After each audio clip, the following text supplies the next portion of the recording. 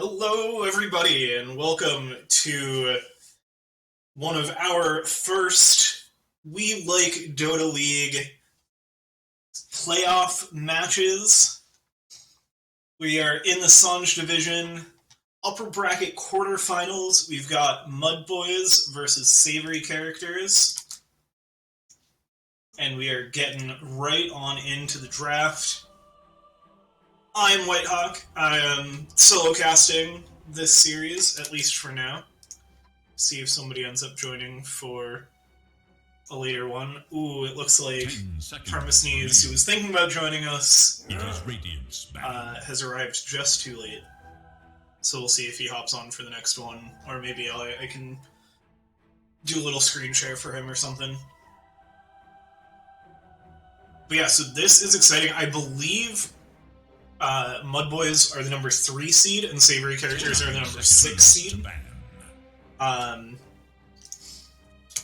So it's a pretty close matchup. We also saw these teams meet in the group stage once, and it was a split series. So I'm expecting a pretty competitive match. Mud Boys banning out the Arc Warden, as well as the Ricky. Arc Warden feeling like a required first phase ban for Savory Characters because they're willing to first phase it. And Sheila Lestrange, their captain and usual mid, sometimes safe lane, is an Arc Warden spammer, and it looks absolutely terrifying. Mud Boys won the coin flip, so they have first pick, which means Savory Characters I don't consider myself. make the obligatory Lena ban. Hey, we can see you in the Roche pit. We see you. The voice lines have already begun. Oh wow, and lots of chat.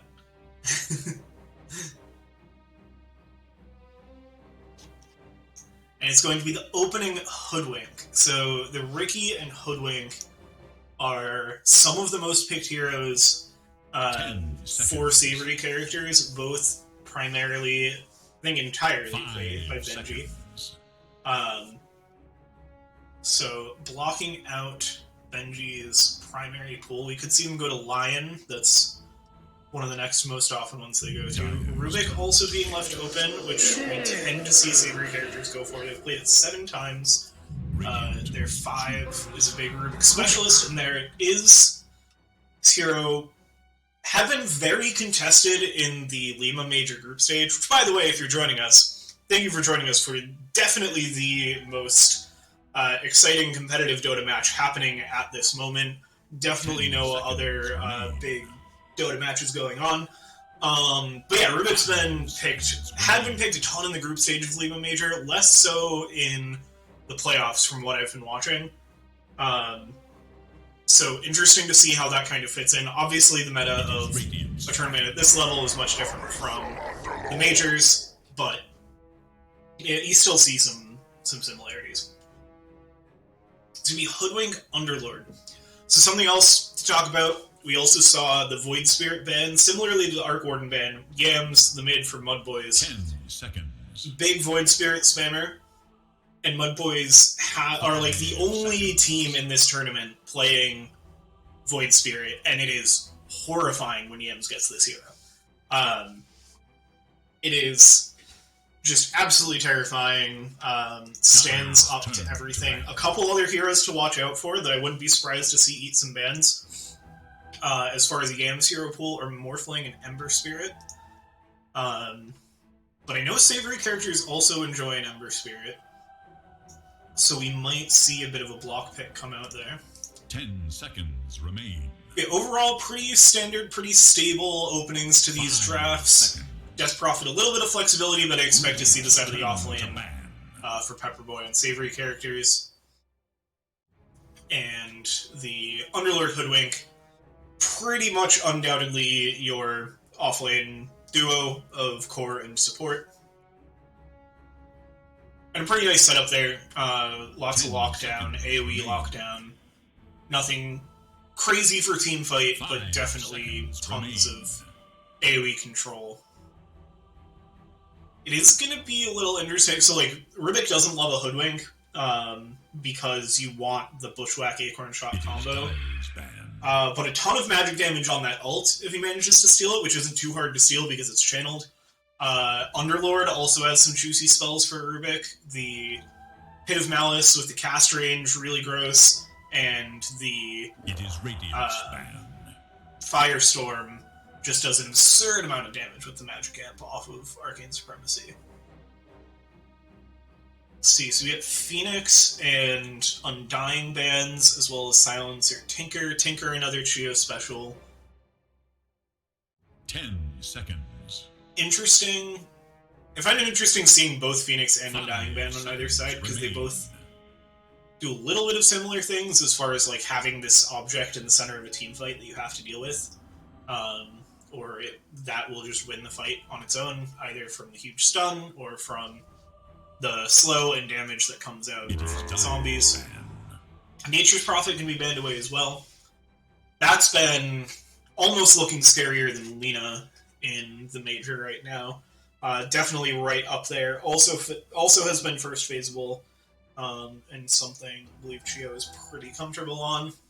10 seconds remain. Savory characters, unlike a lot of teams in this league, are very willing to 5 swap seconds. their mid and safe lane players based on their hero pools, so it opens up their draft a lot, and it makes it a lot harder to find bans against them.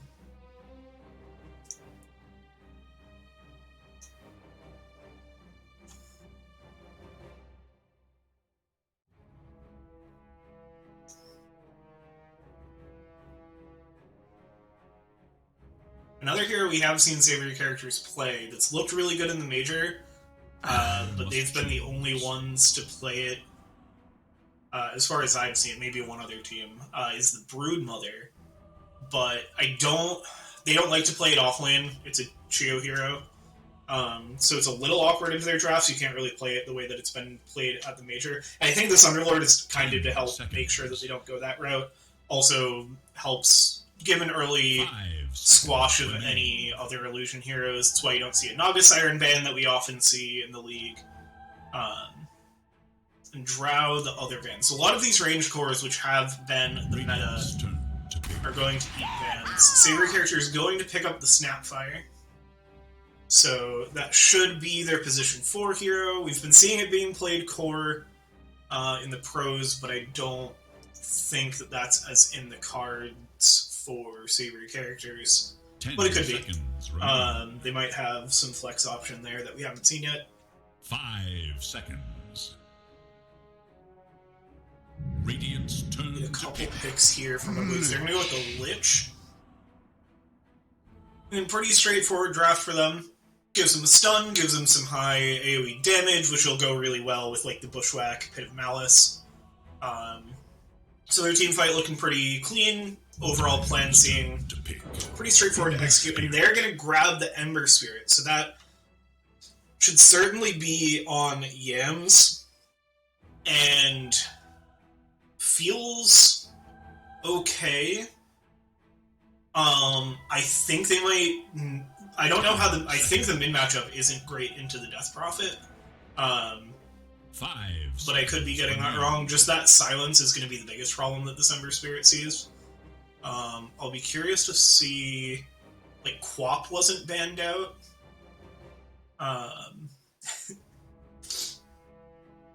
So we could see the Quap for Chio. Hasn't been like hugely popular, but I think feels decent as a late opponent for the Ember Spirit. Could also see them just grab a core that they like here, like position 1 that they like here. Leaves the option open for the Death Prophet to be mid. I'm not positive. I don't think Chio really plays Death Prophet. I'm sure she could. I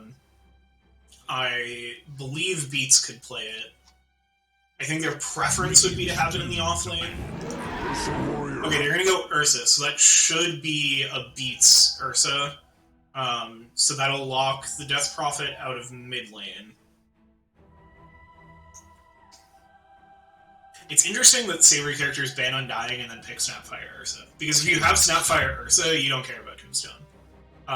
But I think they maybe weren't. Seconds. I think especially the Ursa pick is more reactive to what they see here. The immense amount of status resist that you get from Enrage is really nice into the, like, 4-second route that Ember Spirit brings. So I think that's a big part of why they like Ursa here. Also gives them a big way to get it. Tear into the Underlord, bring his big health bar down.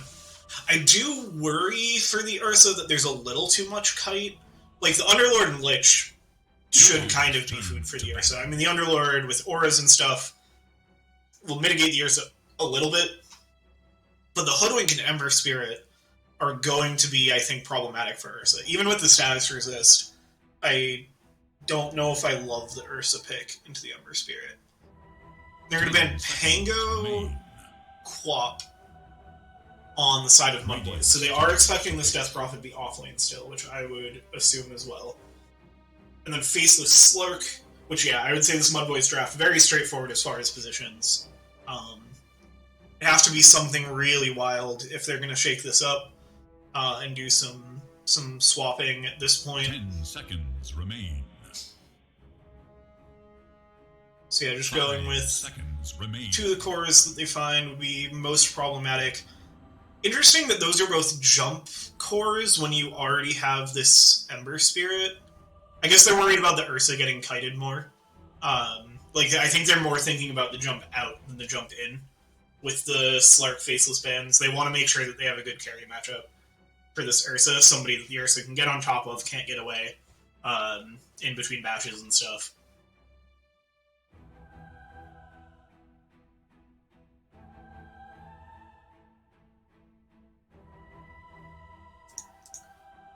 Alright, I'm trying to think what they do want. I mean, I agree with the bans from Saber here. Let me look what Mudboys real safe played at position 1.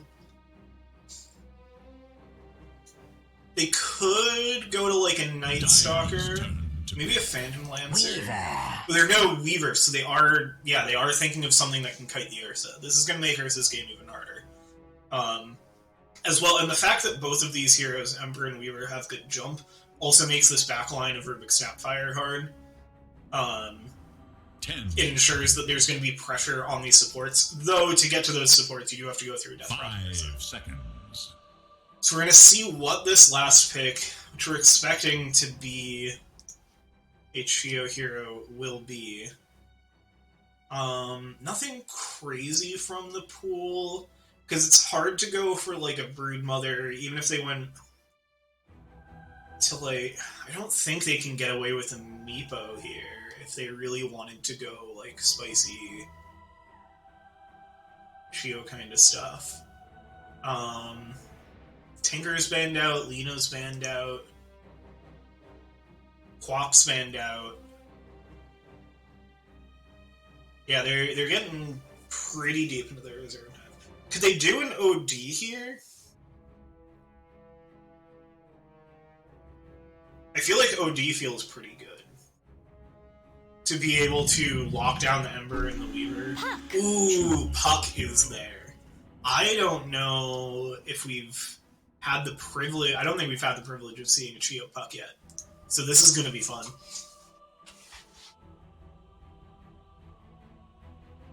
Yep, and it looks like those will all be locked in as expected. So let's see. As far as draft strategy, I think I'm favoring Mudboys a little bit here. I feel like their draft is a bit more straightforward to execute. We'll see if they have enough late game to stand up to an Ursa and Puck, though. That would be... I think they have to play this a little early. And definitely push this, like, global presence that they get from Underlord and Ember.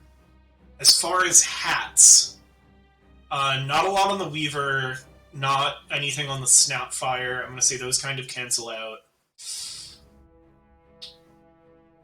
I think I'm going to have to go with Mudboys here. They've got... I think their other 4 heroes win out. It's a really good set on Pepperboy. Owl's got the great Rubik set, really decked out. But not a ton. It's a nice set on Beats on the Ursa, but like nothing crazy, nothing shiny. And I'm not crazy about Chu's Puck set, I gotta say. It's a little lackluster for me.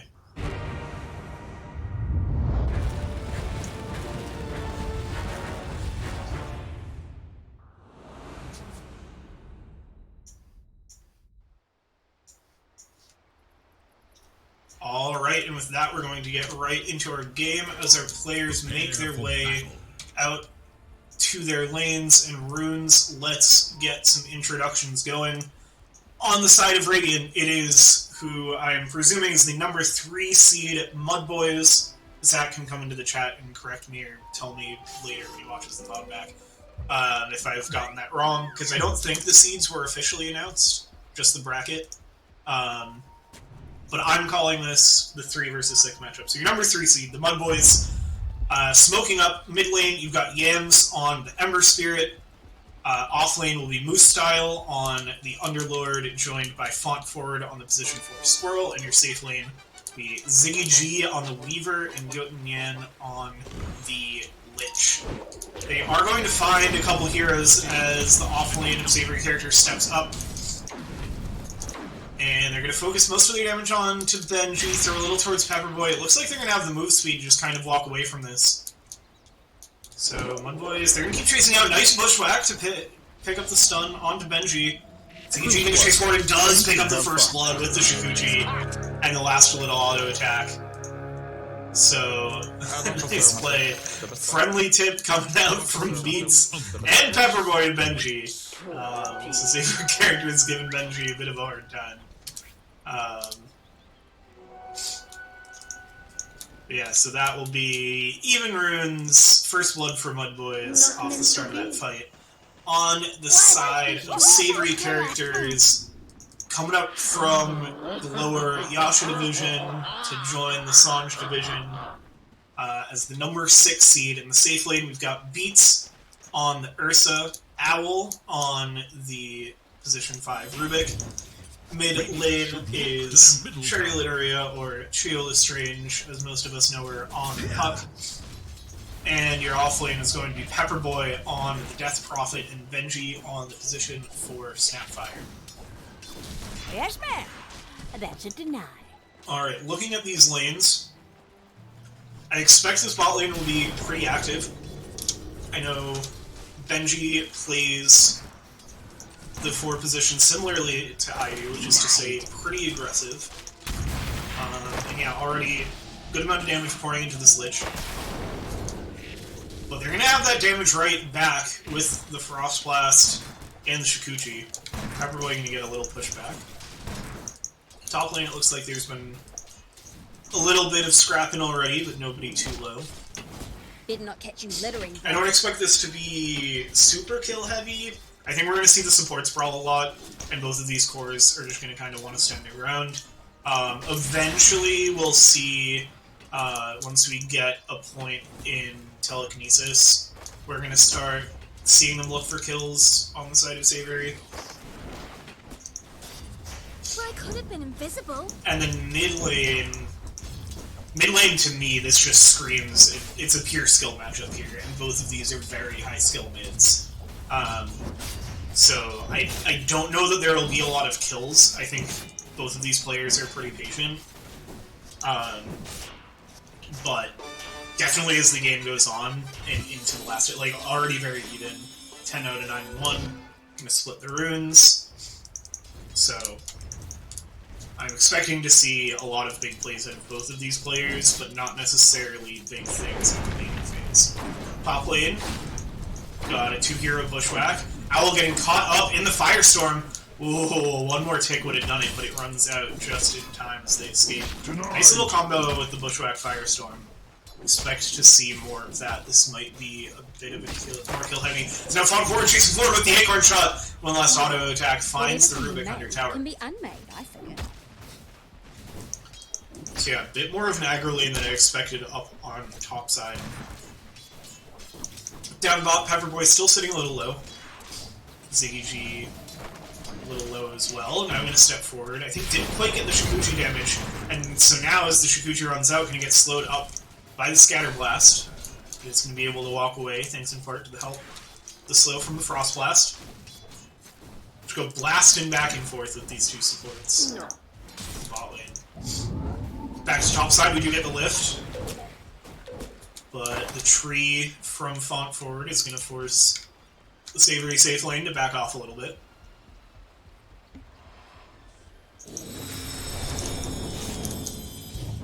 Mid lane starting to trade blows a little bit more.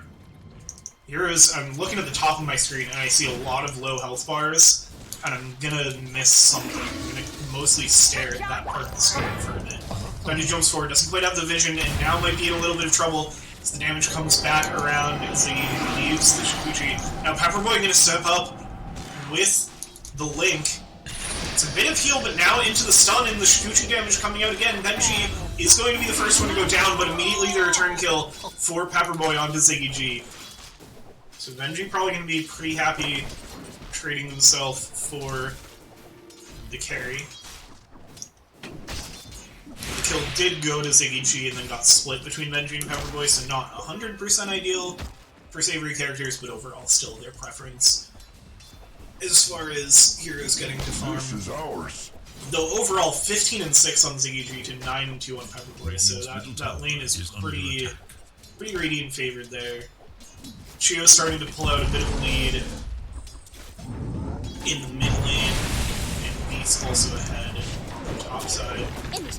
Who would just barely catch that pushback on the edge with Owl. Lots of Firestorm damage, not enough to find another kill on this Rubik yet. Outside, Pepperboy getting low. Stun doesn't connect on to Ziggy G, and they get the Spirit Siphon. Shikuchi to turn back. The bug is ticking out on both of these heroes. Have to be a little careful, and it is going to be a salve up for Ziggy. So it looks like everybody will survive for now. Sentry's coming out from Benji. Now the stun up, onto Ziggy. Into the slow. Immediately Shikuchi back. Blue Ward placed a little forward, so they don't immediately have vision of this Weaver. As they had it for most of that Shikuchi path. I'm surprised how few deaths there have been in this league for how active all of these players are playing.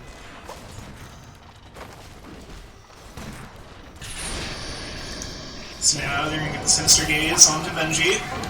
Cookie forward isn't going to connect, and it will be Benji falling. A tool to teach. Damage from Yoten Yan. Geminate attack. Not crazy. Ooh, top lane. That's a kill on Moose style. Coming out from Beats. Owl getting low for that. Check that fight recap real quick. Nope, that's the wrong one. That's just the previous death. Oh, and back the other way. Benji comes back to lane, immediately picks up a kill. On Yoten Yan. So 4-3 at 6.5 minutes. This is the action-packed game that we expect between two teams like this.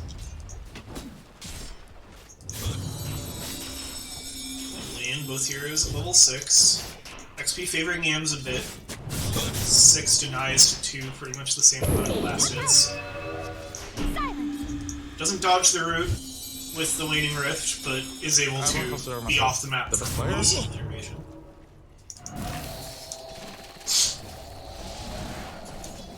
Bot lane, just kind of fighting around this pull.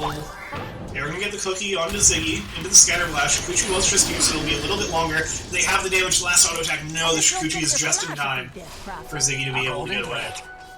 That's the kite we were looking at, that we're gonna see come into play even more when we get into the later game and we start seeing the Weaver and Ursa square off.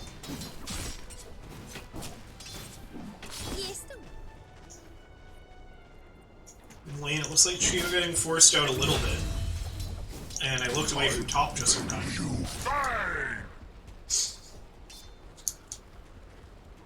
So that had to be another, yeah, that's another Bushwhack Firestorm. It's just gonna keep happening. It's a really scary lane duo with the amount of lockdown and damage. Don't even need a point pit of Malice. Little hope for Dire's middle tower. So now we're gonna get the rotation from Yams. Oh, and this could be really punishing if they're able to get Beats, who's just teleported back. And it doesn't look like there's any vision on the Dire side to see this. Chio will notice that Yams is out of lane, and yeah, look at the patience from these two heroes. They know that there's a game coming, they just sit fully in trees. So even though there's no vision to spot it, they definitely get the feeling, yeah, there's the call, but they already knew. Meanwhile, oh wait, where did... Oh, so Yams TV'd from top to bot and got the kill onto Pepperboy there. So a really nice way to make up for not finding anything top.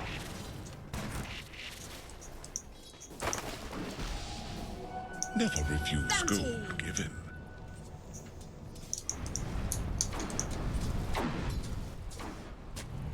Topside Beats still finding a good amount of farm despite some pressure in this lane. There are too many kills happening in this game for me to keep track of. They're over a kill per minute between the two teams. So they get the kill on Weaver, looking for more new, and Yan, the scatter blast from Benji Try and work together with is your gonna team. find it. Out of mana, but needed no more. Otherwise, was gonna have the mango for the Mortimer's Kisses. They had to finish it up. Chio's gonna rotate up towards top. Owl getting pressured, trying to get away. Here comes the Dream Coil, doesn't catch because of the Rubik lift. Only catches the Hoodwing. It looks like they'll probably still be able to catch the Squirrel here, but no, with the Bushwhack and the run away.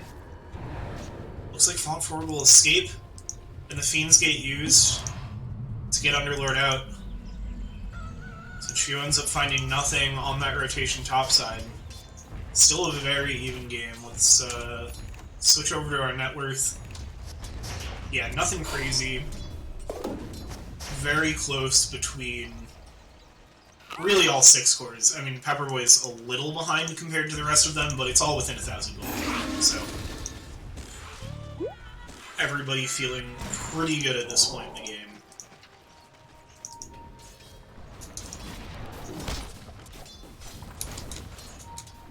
Let's see, what do we got for some items cooking? Gonna get Battle Fury on the Ursa to accelerate the farms. Yams gonna rotate in.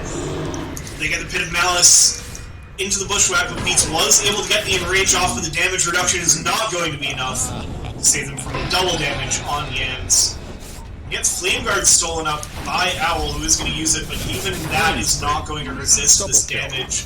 Just way too much coming out from Yams. He picks up the double kill on this rotation top, making tons of moves around this map. This is the fear of giving Yams one of their level 30 heroes. Top tower is in danger. Font Forward playing really low. Beats maybe thinking about going for something, but doesn't have the tower anymore, which means Rubik will not be able to TP once they're back up.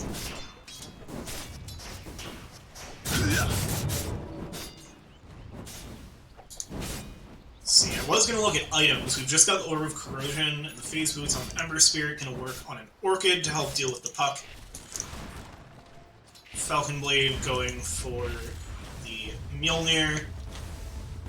Or the Maelstrom, sorry. Probably eventually into a Mjolnir for Ziggy G. So they chase forward towards Pepperboy, just push him off the tower a little bit. Do you have Exorcism? Haven't seen one of those yet.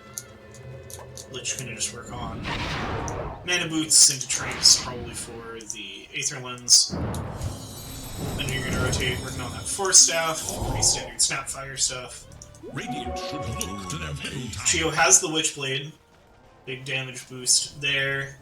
Going to look towards Power Treads, Blink, BKB. Moment, Rubik just working on some Trank still. Beats, we saw the Battle Fury being worked on. I assume Greaves over here, not quite yet, A prize. has the Mana Boots and Hood, Force and Damage Reduction, and working on a Sange next. Ooh, as Owl able to steal a Shikuchi, save themselves. Ooh, and a nice Dream Coil gets denied by the Ancients! Oh, man. Chio with the respect, all chat, for getting that denied. What's crazy is within the range of Dream Coil, because if the coil snapped, then that also would have been more than enough damage to get the kill. I'm gonna look for more down here bot. 4 heroes coming out from Mudboys. Chio steps forward, is gonna get the kill on Yams. Can they escape?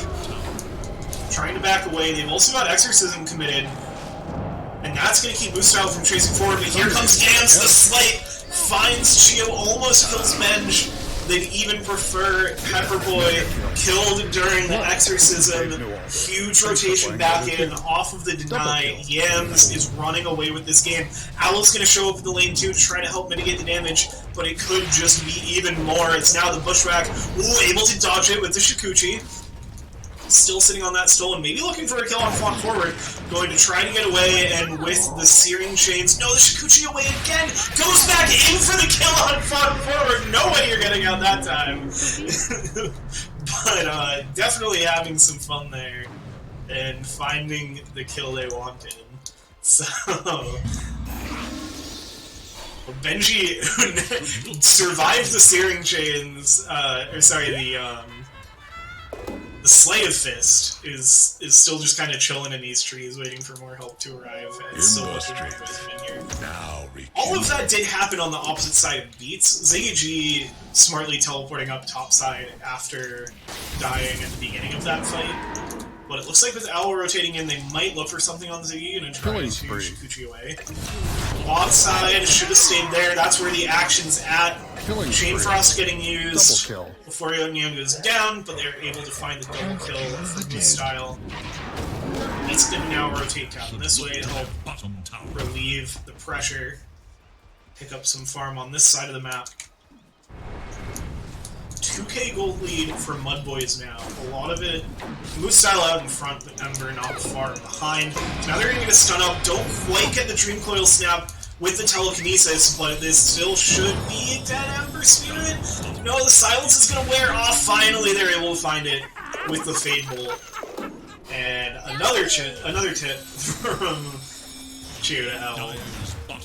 Scams. Overwhelmed by the number of heroes. And now, Owl gonna get stunned up, played a little too far forward. Is gonna get to steal the ice armor, but not be able to use it in time. It's gonna be a trade for Fawn forward. It's now looking for more income savory characters, but Moose Style is here too, and it looks like Ziggy's gonna be able to chase down Benji. Has the infested bug there ready to go. Pepperboy, no points in the silence yet. I would love to see one to help stop these Mudboys heroes from all of this mobility they have.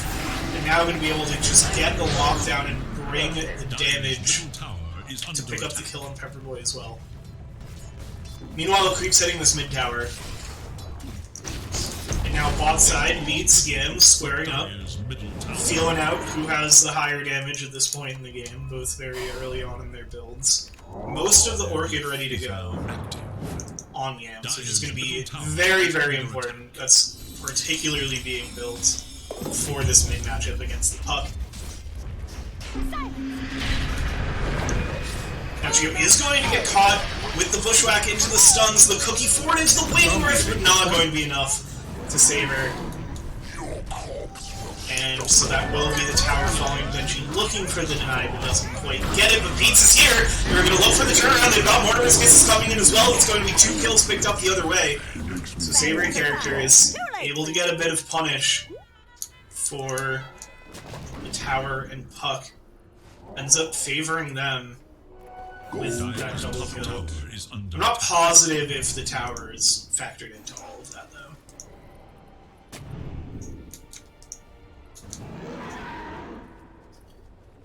Alright, let's see. We've got the Maelstrom ready to go on the Ziggy G. I imagine, yep, Battle Fury ready. Almost has a blink. Gonna switch over to the BKB just before getting the blink gold. So now the remnants coming out from Rubik. Very mobile support now. Let's font forward. Stepping through this vision that Owl's securing. It's gonna nab Scurry, not quite what you want, but a different type of mobility instead of the Remnant. Orchid's still not quite ready on Yams. Meanwhile, so they're gonna bring Moose Style in. Gio gonna jump under tower, find Yams here. Maybe not the hero they were expecting. They are gonna get the Dream Coil, immediately gonna get broken, but all of the damage is there. But now 3 heroes are in the room. And the Firestorm, here comes a Chain Frost. No, Benji 4 steps forward, immediately gets caught, paired up with Pepperboy. And now they bring down Beats as well, so it's Ember for 4 for the side of Mudboys. Yams appreciating that Chain Frost which, I mean, that's a surprising amount of damage spread there. But yeah, tons of damage coming out from the Chain Frost. I mean, yeah, this is all Firestorm damage. There were 2 Firestorms. As 3 people got caught in the Pit of Malice, and like, this is probably all from Sharpshooter, pretty much. So Mudboys will pick up the bot tower. That's all 3 of the tier 1s taken by Mudboys. No towers taken out by Savory characters. Dire's bottom tower is under attack. So now Owl gonna get found by Moose Style. A golden braid. Has Shikuchi once again. Owl is definitely having so much fun moving in this match because of, like, all the kite that we talked about in the draft that Mudboys drafted. Rubik's like, oh, I have all these toys to move around myself. And that's, like, usually what you're gonna end up stealing. Which maybe, oh no. Oh, Benji. I'm sorry that I had to see that. It's okay, the voice lines are coming out, everybody's chilling. These teams are very chill for this being our playoff bracket. It is the first round. I think they're both feeling alright if they do end up in the lower bracket.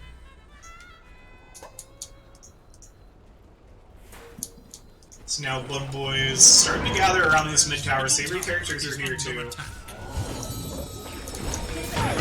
Beats almost has the BKB, but not quite. It's gonna be Owl that gets found first, but now the stun to preserve Yotanyan's life for now. As soon as it ends, he'll get brought down. Enough time for Chain Frost to get out.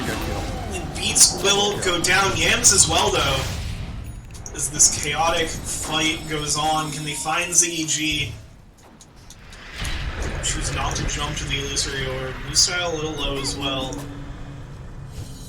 Working on the Guardian Greaves have been a huge item of the current meta. Not surprised to see those coming out. Shard on the way out for Benji. Give even more range and damage to that cookie. Ooh, the cookie onto the creep doesn't quite connect on Moose Style. They do get Firestorm on Owl, though. The Undying is a hero that Arubik is, or sorry, the Underlord is a hero that Arubik is always happy to start with.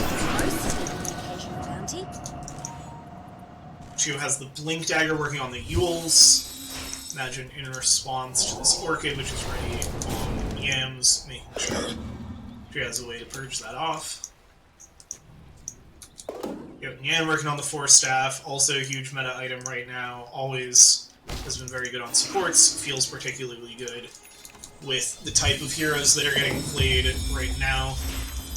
They're not super long-range carries in this game. I mean, obviously melee carry with the Ursa and even Weaver being range carries. He does have the Gleipnir ready to go for some more lockdown. It's top lane, they're going to find the Orchid with all of the roots, and the Sharpshooter will finish off Pepperboy. Just having so much trouble finding space in this game. Dire's top tower is Try to bring out the pressure that we expect from a Death Prophet. Bot side, the carries are going to square off, and Chio's here, gets the Dream Coil. They have the Sentry here, and so they're going to be able to find the kill on Ziggy G. But in the meantime, taking a lot of damage on this top tower as the rest of Mudboys push this out. Looks like they will be forced to back off. They're going to turn their attention towards Benji. Ren forward, gets the Orchid, but doesn't want to chase under that tower. She'll pretty far forward at this point as well. Beats after getting some help from the puck, pushing Weaver out of the lane. Shove this tower in. Moose Style has arrived along with Font Forward, so they're going to get the Bushwhack set up. Infinite Malice Sharpshooter doesn't quite connect, and now the BKB TP. I got what I came for, I got the tower, I am out of here.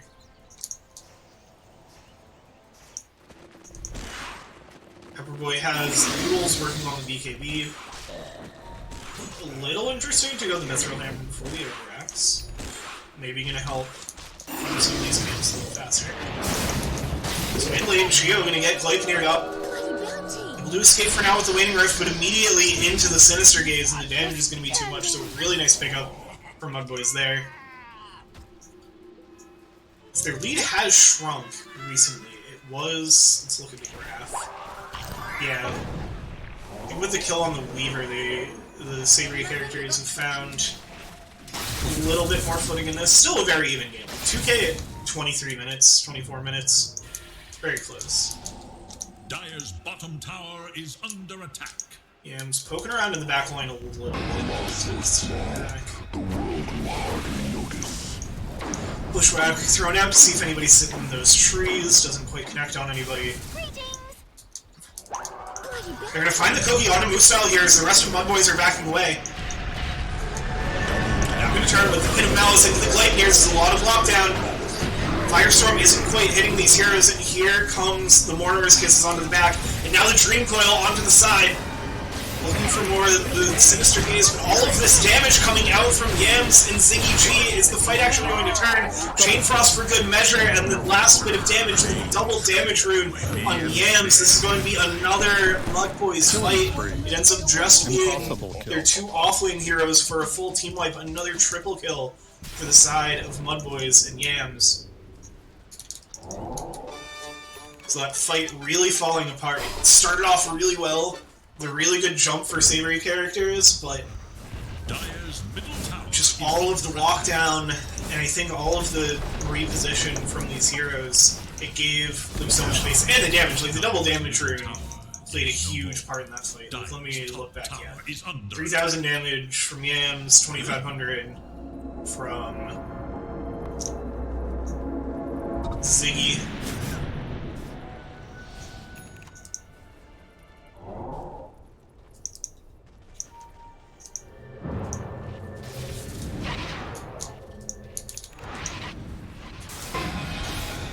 Let's see, BKBs are going to be the biggest thing that matter next. Already have one on the Ursa. Yule's coming out of the backpack. Killing spree. Puck top lane, I'm missing, I'm finding Owl. Thing was just lurking in the trees, hoping teammates would show up to help defend this. You do find a return kill on front forward, which I miss as well. So we'll just pretend no supports died. It's about the same either way. So it pings out that they have vision. They actually don't find a ward there. Maybe see that sentry? That sentry pay. Oh no, that was. Yeah, I have a sentry. That's what Fawn Forward was saying. Is I have a sentry here. So that thank you for helping me demonstrate Fawn Forward. I appreciate it. So they must have vision here because my sentry would see this if they had it farther forward. But either it just expired, or I think they just had a hero there. Maybe with an Invis rune or something. Now Yams finds Ursa, beats turning around and bringing the pain. Yams is going to say, okay, never mind, I'm sorry. Shouldn't have poked the bear.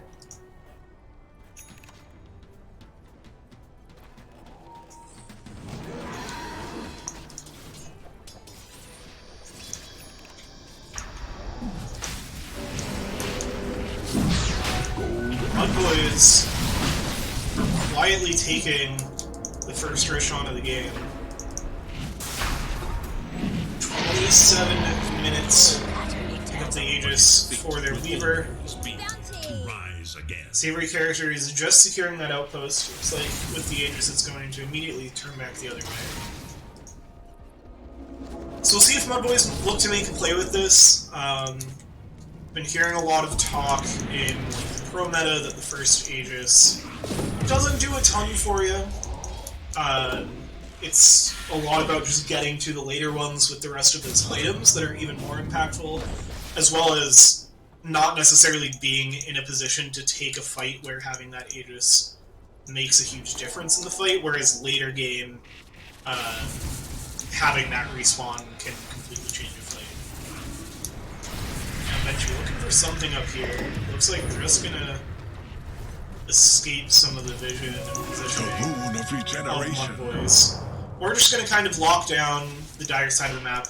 Chio doing a good job finding space on the other side of the map with this mobile hero. You'd love to have your carry doing that with Ursa, but it's a little harder. Does not nearly have the amount of escape that puck does.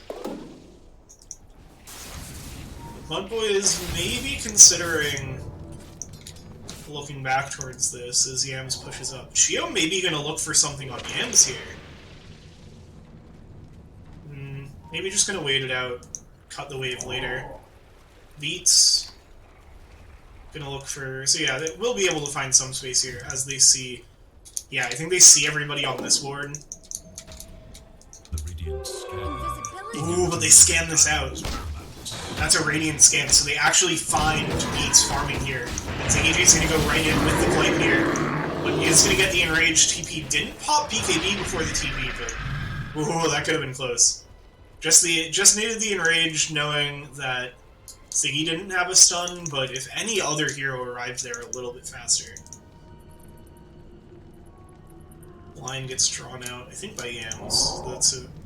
I don't know if that line actually meant anything. So now the BKB ready on Yams, ready on Pepperboy, not ready on Chio, ready on Beats. Reeves, Halberd, ready on Moose Style, working on the Shard next, get that extra mobility to play around the Firestorm with. I think just extra damage on the Firestorm, right? Dire's bottom tower is under attack. Dire's bottom tower is no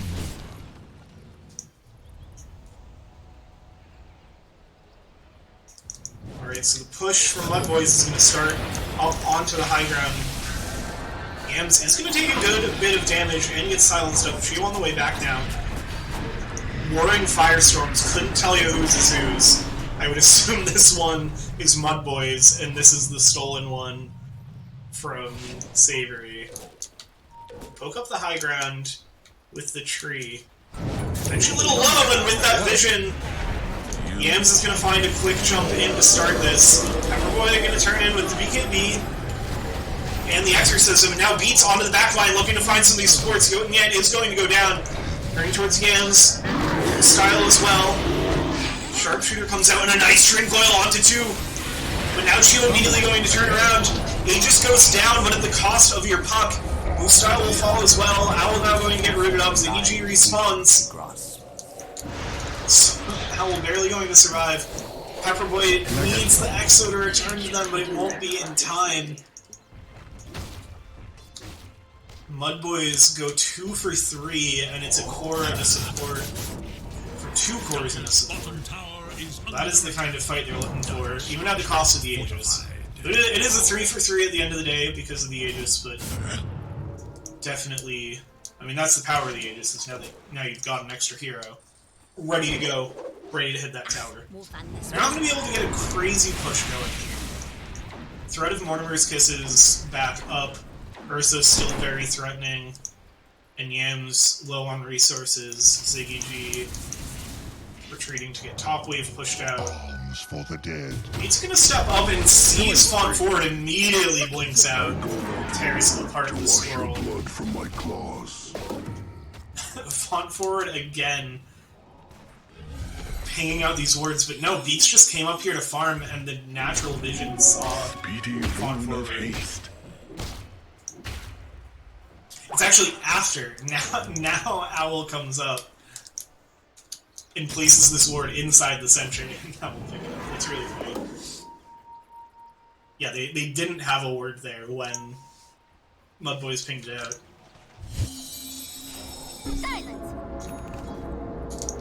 Alright, let's see. Desolator finished on Weaver. Still a shard there. Yams has something on the way out. On the courier. I think this is first. Audi is now going to get caught! Dominating performance. And with all the damage from the Firestorm, the silence from Pepperboy, and the damage from Beats as well, looks like that is who Savory are crediting as they all tip Beats. Ooh, but now Chio gonna get caught on the other side. Rooted up and the Sharpshooter So it'll be a mid-for-mid trade on either side of the map. Surely savory characters are out of tips by now, as Beats, I think, uses their team's last one for Chio. It's been a pretty even split. You might wish to retract your last move. It's been a pretty even split of the tips. All following league rules of no enemy tips. All tips within the team. Savory characters has BM tipped their own teammates, and then also Respect tipped their own teammates. Its top tower is under attack.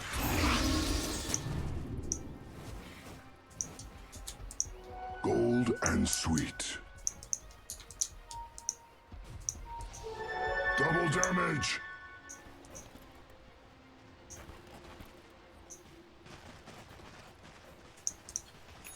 Alright, and with both mids dead, there will be a little bit of a calm. Got Rod of Atos ready on the Squirrel, even more lockdown for this team. Ags being worked on by Lich. The AoE Sinister Gaze. I feel like I don't see this picked up a ton, but I like it a lot. And when you've got the setup of things like Bushwhack, it has the potential to just kind of build your own little Ravage on your team. Honestly, build your own Black Hole, I would say, with that amount of stun duration. If you go, like, Pit of Malice into Bushwhack, into AoE Sinister Gaze, like, it's a long-ass stun. I'm gonna get the smoke up from Savory characters. It's very weird for me to be watching a competitive game of Dota. Oh, but they're gonna find him on the high ground, coming down.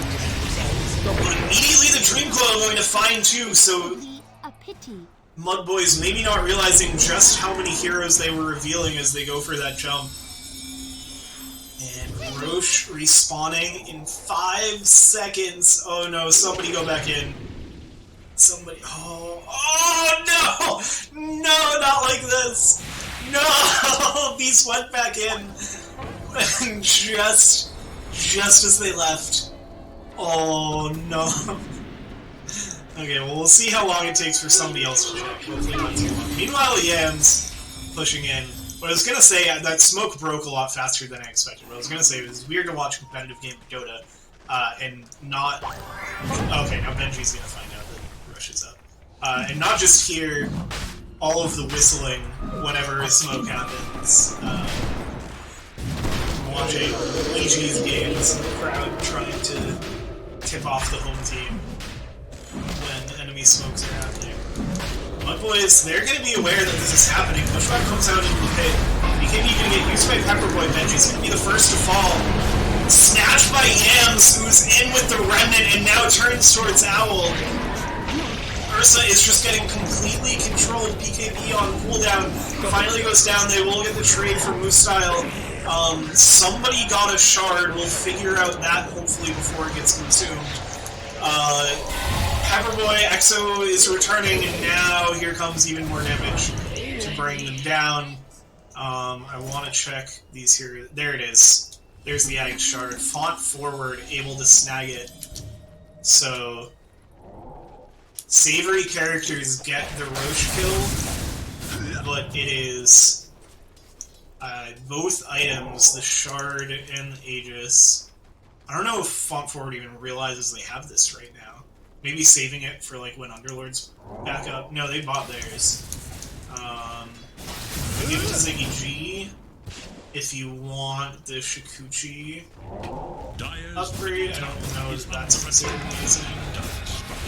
I think Font Forward was trying to get the Aegis as well. I mean, it didn't have a slot for it if this is where the shard ended up. But I think they might just not know that this is in their inventory. Lich Shard wouldn't be bad either. I feel like that's what we see more than the Scepter. Make sure your Chain Frost has something to bounce to keep you going. Now they're gonna get the Blight here onto 2. Dodge pretty much all of it with the Waning Rift. Now the Dream Coil onto 2 heroes. Styles in with the Fiend's Gate though. Now here comes the Mortimer's Kisses. Can they find somebody to get on the backline? CG's gonna bring out the pressure. Chio trying to dodge this damage with the BKB. He's going to be able to blink away after the Yules. They're going to try to chase this puck. You can't find her. Eventually it's going to be fought forward that goes down. Ziggy G trying to escape now. Beats is in, but getting controlled up again. So much lockdown for this hero.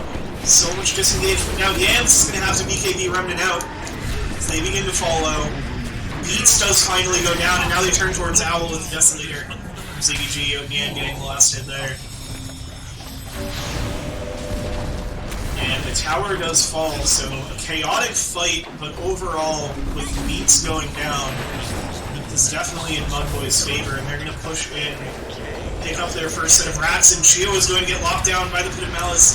Doesn't have BKB for a bit longer, has the Yules, stuff with the Blink out of it, but now gets the Illusory Orb, and they're chasing forward. Searing Chains, the damage from this Desolator Jikuchi. Benji trying to jump forward to delay even more, but it's just 2 more heroes going down. The buybacks come out. And now here's the Dream Coil that's going to find the Aegis from Yams. Beats back up as well off of the buyback. Mudboys, can they escape? Yotian goes down. Moostyle trying to get us out as well. Yams does have plenty of health, able to get out with the remnants. So off of the buybacks, able to bring things back around. Oh. It's a good thing Ziggy G sat in the trees. They're still looking for Yams, though. They get the Yules. Can they stop him from getting this haste and the silence up? Gets the haste, but then Gio gets the invis. They do get the Spirit Siphon. Now Ziggy G's back in. Can they turn this around? This is buybacks. This is really dangerous for savory characters. Gio goes down. They'll still have buybacks. Ziggy G gets the time lapse to survive, but now they get the stun up on Yams. Doesn't have BKB. Buyback from Moostyle. Fiendscape in. Has the Ags, I think. Was that the root there? No, that was the root from the Gleipnir, I guess. Ziggy G still looking for more in the backline. Trying to get bent from the bash from Beats! That's not even an Abyssal! It's just a blinking bash! Fought forward finally finds Benji, and now they get Owl. Oh my goodness, what a team fight. That was just all over the place. And this is both supports on Savory characters without buyback, dead for 70. But they don't have the Weaver for now on Mudboys. They could honestly buy back the Weaver. They are working on the Ags for Moostyle now.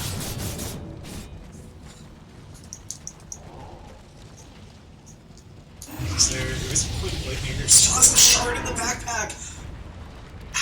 Somebody just use it yourself!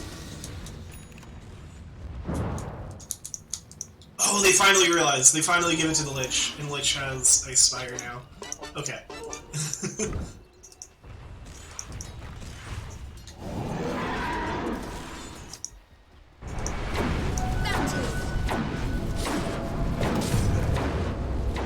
Gleipnir ready to go. Hoodwink. Lich has the full Ags and Shard. Pete's working on a Satanic. Chio working on... just has the casual Ghost Scepter to be able to survive the damage from the Weaver. And also the Ember Spirit. Gonna work on a Scythe of Ice. Just need all the lockdown they can get for these mobile heroes and models. Yams, Ags, and Ag Shard ready, Kaya Sange, so very durable Ember Spirit here.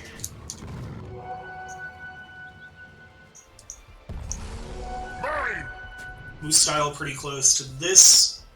Aghanim's gives them the Pit of Malice on the portals, and also the slow on Pit of Malice. Let's see what else we got. Shard is up on Rubik, give you a bit of a save, plus the Shard effects of any spells you steal. Benji working on the Greaves, and is then just going to go crit. Has taken the little Shredder talents so far, so is ready to just transition into an extra carry. Now Ziggy G squares up on Beats. They get the Dream Coil, but can they get Chio out of this? Uses the Ghost Scepter to try to escape. Still has BKB, but is it going to be enough? The Ghost Scepter is ending. Can she get away? Another Yules, another Tornado. Somehow survives all of that. No, finally goes down to Yotian. Buys back, is back in with the TP. Benji is going to fall to Yams as well. Yams falling low from the damage from Beats. The damage is going both ways. Yams jumps around to the remnants. Pepperboy gonna go down now to flank forward. Now Yams considering jumping back in. Maybe, no, just securing a remnant to have for later. There's True. Okay, there's True. Oh, now the remnant up on the high ground was in perfect position. Oh, I think this is just game. Nobody's gonna have buybacks. Yams looking for more, survives the leading rift. The sharpshooter gets beats! And that's gonna be everybody. That's the game. GG is called Mud Boys. Take game 1 in such a chaotic battle. Wow. We knew it was gonna be huge action from these teams. But this was a pretty unreal matchup.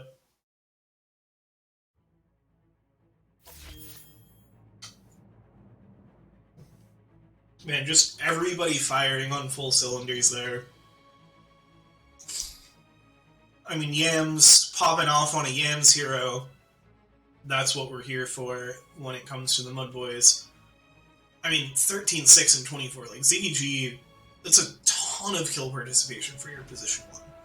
Like, I would expect these KDAs to be swapped 100% between these two heroes.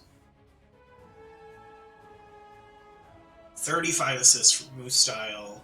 It's like this whole... Mudboy's whole team was playing in every fight. Yeah, I mean, not to downplay how Savory characters performed either. Really showed up well on these heroes.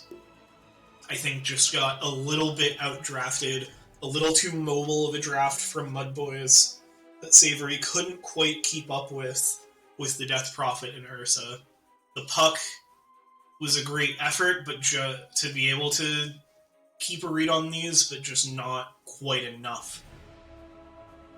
As just the Ember Spirit Remnants, the Weaver Shikuchi, Mud Boys were able to just dance around these fights constantly. That's like both Void Spirit and Ember Spirit. When you see Yams play it, it's a beautiful thing to watch. It's just incredible control and movement on these heroes that it's like a dance. It's incredible. Alright, it looks like lobby is already back up. I'm gonna go to a Be Right Back screen real quick, and then we'll jump in for game 2. And I think it looks like we will have Permasneeze joining for game 2, so looking forward to that for sure. Alright, see you soon.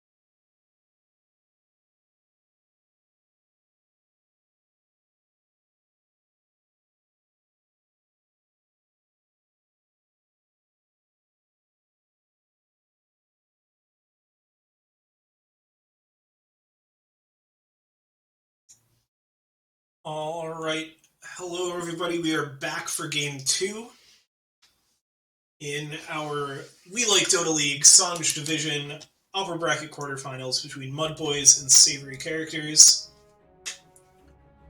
Mud Boys took game number 1 on the back of a highly mobile draft featuring a Yams Ember Spirit, as well as a Ziggy G Weaver.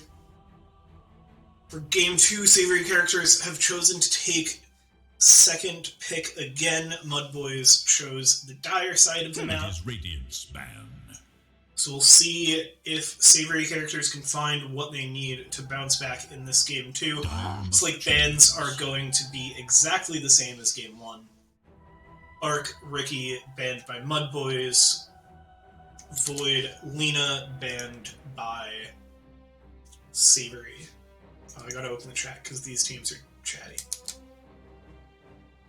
10 Yeah. seconds. Yams is saying what I was saying. These teams know what they need to ban against each other. I think these teams were scrimming each other over the weekend as well, from what I heard. So they are pretty familiar with each other. And between... I like how both teams have a specialty hero, the Void Spirit and the Arc Warden, that, like, you shouldn't be able to pick in the first phase, Turn to pick. but you can. Ooh, hoo, hoo, hoo. Savory Characters are going to fully steal the Mud Boys offlane from last game, after Mud Boys choose to open with the Lich instead of the Hoodwink in Game 2. Yeah, each side has this, like, specialist hero and then a meta ban. The Lena and the Ricky. It is Dire's ban. Alright, and Mud... Interesting that Mud Boys want the Ursa in first phase? After Savory Characters steal the offlane that just beat the Ursa? 5 seconds. That is... I do not like that Ursa pick at all. I think it's really hard to play into Underlord Hoodwink. Radiance turn to ban. And I think it's pretty It counterable. is Dire's ban. Alright, Savory Characters are going to respect the Ember from Yems this time around, which I agree with, especially after seeing the performance in that game. Juggernaut eating a ban from Mud Boys. It is Radiance ban. Tinker as well, once again. Another hard to deal with Chio hero.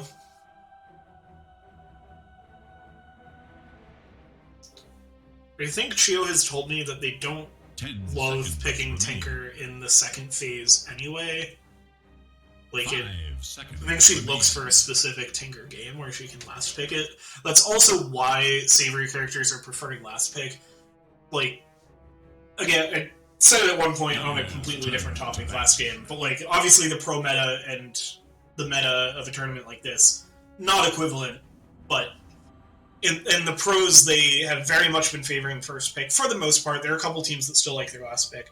Savory Characters really like their last pick because Chio has a really deep hero pool, and if something sneaks through the draft that happens to look really good in that situation, then they can get, like, a really free game on what some people are calling cheese heroes from Chio. 10 seconds remain. 5 seconds. Alright, one last ban for Savory coming out. Nature's Prophet ban as well. That one's both a meta pick and a Chio hero that you have to worry about. So, happy to see that get banned. Taking a little more time to think. I think probably also looking to go quickly into their next pick, and so they're talking about both the ban and the pick. Because we saw them do the Hoodwink Underlord super fast. Illusion type stuff looking pretty open for Savory. If they wanted to go like a Naga, they could. I mean, I guess the first against Battle Fury doesn't feel as amazing. And I don't know, I think the illusions help you tank Chainfrost a lot as a team. Maybe it's probably a pretty big problem super late, which Savory Characters games are sometimes known to go super late. Really eating their reserve time here. They're going to ban the OD. So that was... They thought a lot about that ban. Like, they had not really used... They might not have used any reserve time before that ban, and now they are under a minute left. So Morphling is going to get left in the pool. I think it did last game as well. So I'm curious if we'll see Yams go for that. Or Dyer's turn to pick. if it'll be something different. I'm going to grab the Dark Willow. Interesting. I wonder if this is a little bit of a flex pick. Because the Rubik is available, and it's very rare that Savory does not take the Rubik when it's given to them. 10 seconds remain. So I'm not immediately convinced that this is a hero for Owl at position 5. Dyer must choose. I think Tidehunter. this could be something that they consider putting Chio on mid, which would be spicy. I don't know if she really plays it.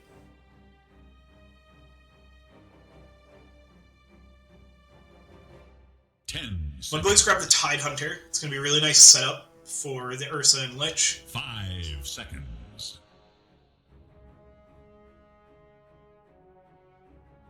They do have, it's a big if, because it's... Ravage is obviously such a huge AoE, but if the Dark Willow can stay far enough away, maybe pick up a Blink Dagger, then, and just be a Blink response, you do have the potential... Maybe the cast takes too long. I'm just wondering if they have the potential with, Terrorize to be able to counter-initiate for the Ravage, jump in, use Terrorize, send everybody running back towards their base. That gives your time team to reset from the Ravage. I'd really love to see them make a play like that.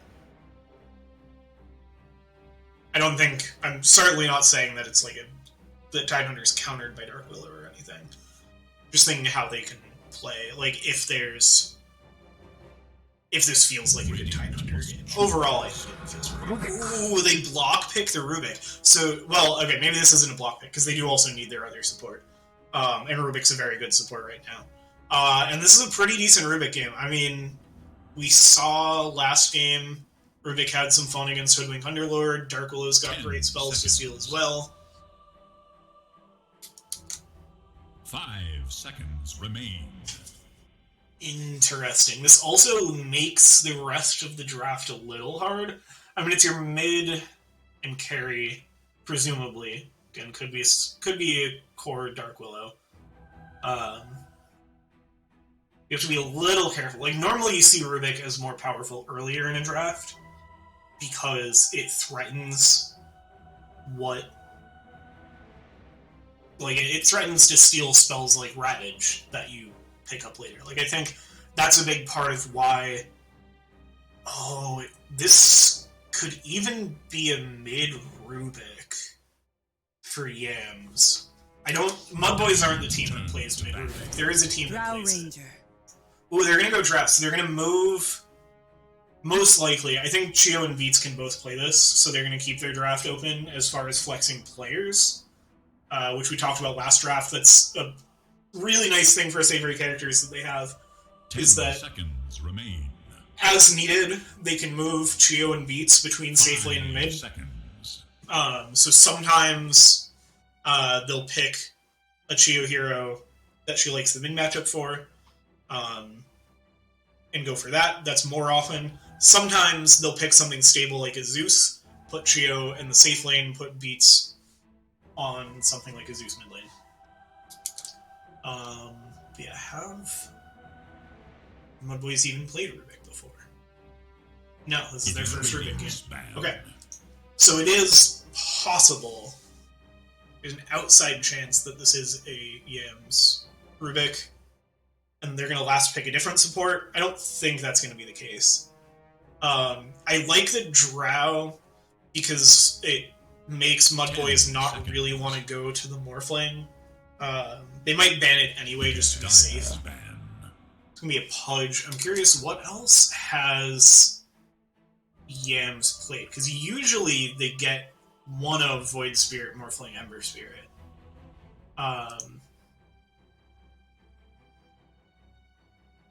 Played Lena.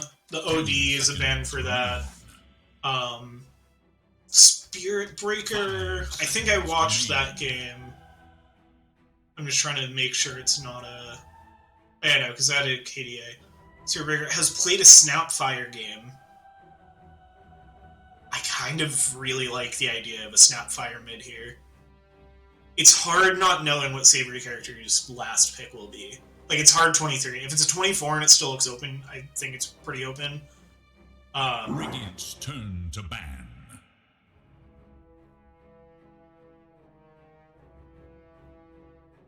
And then Sniper. Sniper's still in.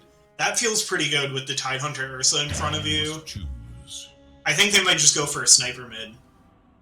Savory bans out Pudge Viper.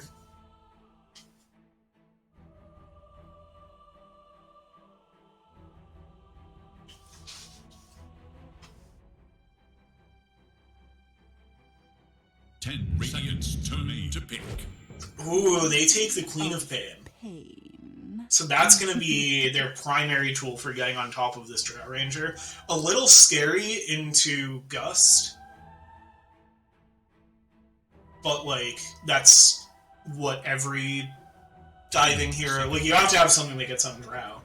You have to have something that's in some way resilient to 5 Gust. seconds. So yeah, we'll see if that's going to be enough. As for what Savory characters go to here to try to beat this Queen of Pain in lane. I mean, they could just Zeus.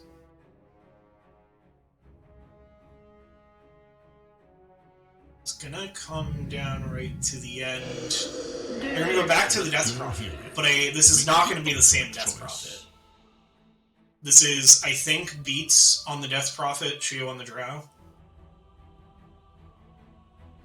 Could go either way. It is going to be Trio on the Death Prophet. Okay.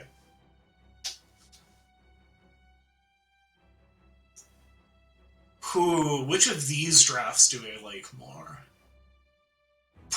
I think the Drow Ursa matchup means that I favor Savory characters. I don't think that there's enough here to get on a Drow. I think Chio's going to run away with this game on the Drow. As far as hats, this is much closer than last time. I don't consider myself the best player. There are a lot of really good hats here.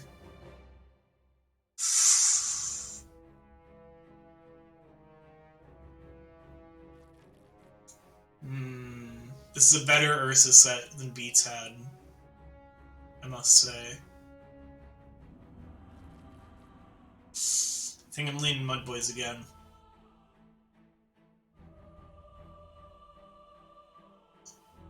It's good Dark Willow set. It's good I think this is a better Underlord set than we saw last game, so maybe the Drow... It's hard seeing the Drow without the Arcana. It's still a pretty good Drow set, though. These, like, gloves and boots are good. I like those.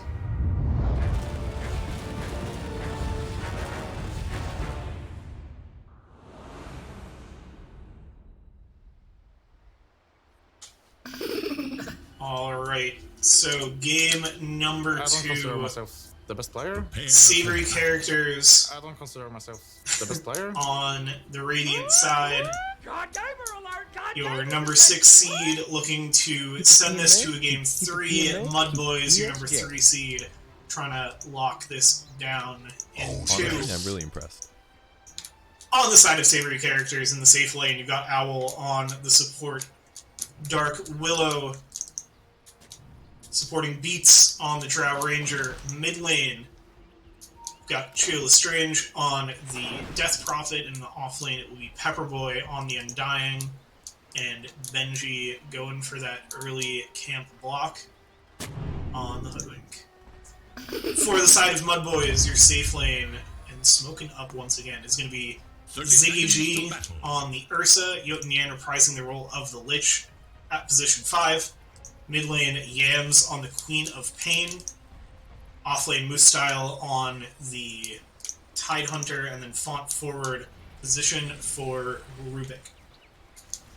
Everybody says Underlord Pizza Time as the smoke breaks. Up the high ground, Ziggy G maybe going to keep looking for something. Bushwhack doesn't connect. Get the telekinesis, starting that at level 1 to look for something, but running through the trees, Benji's going to be okay. Runes will go 3 for the side of Mud Boys. So that early movement, they do turn it into something as they secure both of their river runes.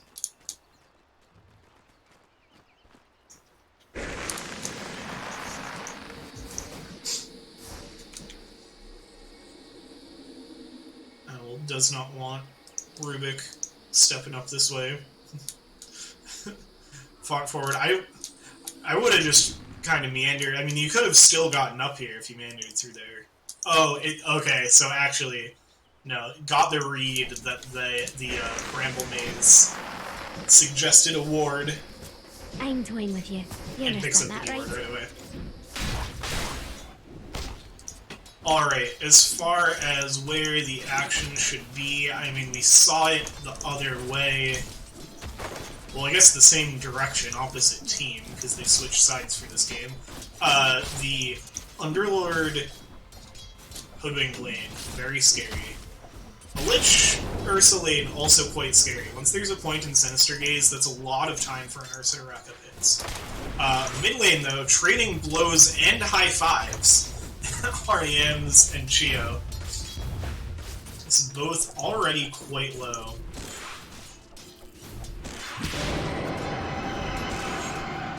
Spirit Siphon comes out, gonna push Yams off the lane. How are our last hits looking so far? Ursa off to a good start, as well as Chio on the Death Prophet.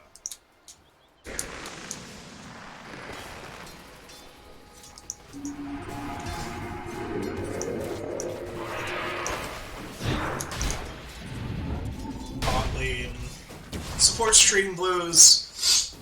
Nothing crazy though. Font forward just like all caught themselves. You could tell about to step into the Bramble Maze and dodge it. Owl is just spamming out spells though. So much mana on tap. Oh, top lane Benji almost died. Luckily did not. We didn't miss first blood yet. Probably still will.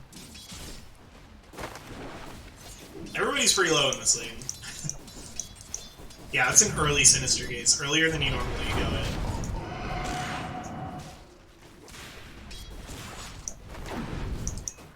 Top lane, maybe something. No, overall we're chilling.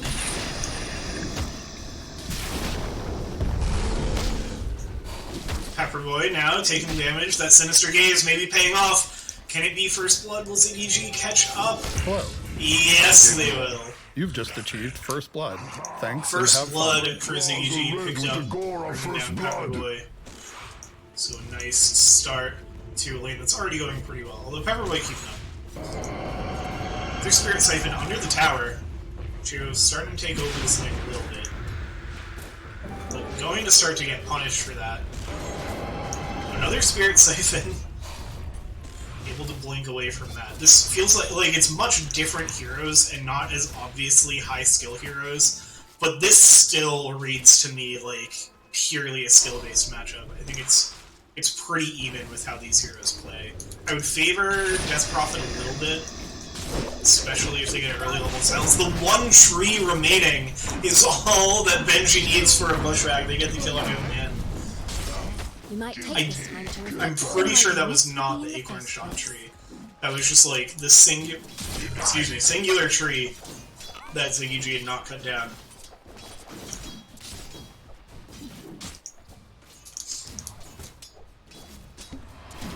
Guess what comes next?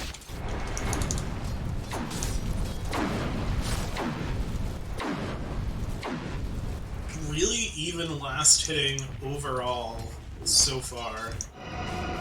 Top lane very even. Geo ahead on the denies still. That's the big difference in the mid lane. But really even XP. Despite the extra denies. Ooh, he's just gonna TP home to get off of this Shadow Strike. That's actually gonna hurt. That's gonna give Yams a lot of time to get back into this lane. Felt pretty necessary given the resource that Yams had, but that does not bode well for how this mid lane is going for the side of Savory. Bot lane... Oh wow, I missed a kill. And then we'll get back to what we're doing. Pepperboy in danger. Oh, this lane go is so mean. This is why they were willing to first phase it. It's just for the lane, I think. Because you know that your Ursa is going to have a pretty good start to this game. But yeah, when I looked at the last hits and said everything was looking pretty even, I think I mistook... I think I stopped looking at the drow. How does Yams... How did Yams not get more off of sending Geo home? Geo's level 6 already. I thought Yams would get so far ahead from that TP home. But it looks like it didn't amount to much. Both reach level 6 at around the same time. Yams does have the Sonic Wave ready to go. Let's see if it looks to make a play with that. Very mana intensive though. 2 Null Talismans helping mitigate that. I should just keep watching top lane apparently, as it looks like they will trade supports. Sange's gonna keep on lane the pain of Pepperboy. Pepperboy's gonna say no thank you. Please stay here. As Chio going to pick up a haster, not using it yet, just walking up to top, is gonna appear on this ward. But now it's gonna hasten. ZG stuck around surprisingly. She could just Exo here if she wants, isn't going to need to. Now will, so they're gonna shove this tower in. Bot lane, what I keep trying to say is that boost style is a little high. Now is going to be able to pick up a kill on Beats, is in trade for a kill on Font Forward, but that is once again a kill that they were happy to get. Tower isn't falling super low, they did use the Fortify to defend from the Exorcism. This is a bit of a sneaky Exorcism, as now I'm going to get stunned up with the Sinister Gaze.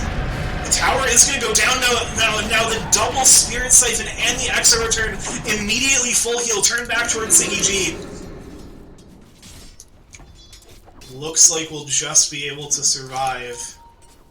And Yam's going to try to come up here and relieve the pressure, but Chio's just going to head on out back to mid.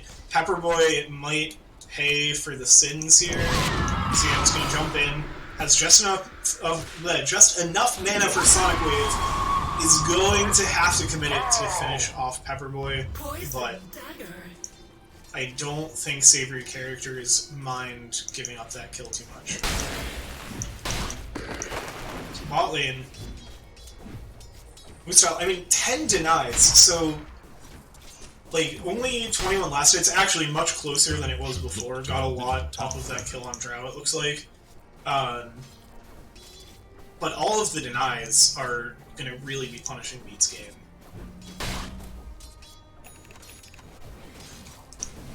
So where are they? Yeah, a decent amount ahead on XP between the kill and the denies. So there should be a Ravage ready to go soon as top lane. I clicked in the wrong place. There we go. Probably going to be a bit less action without the tower, although Benji stepping back could allow Mudboys to find something on Pepperboy.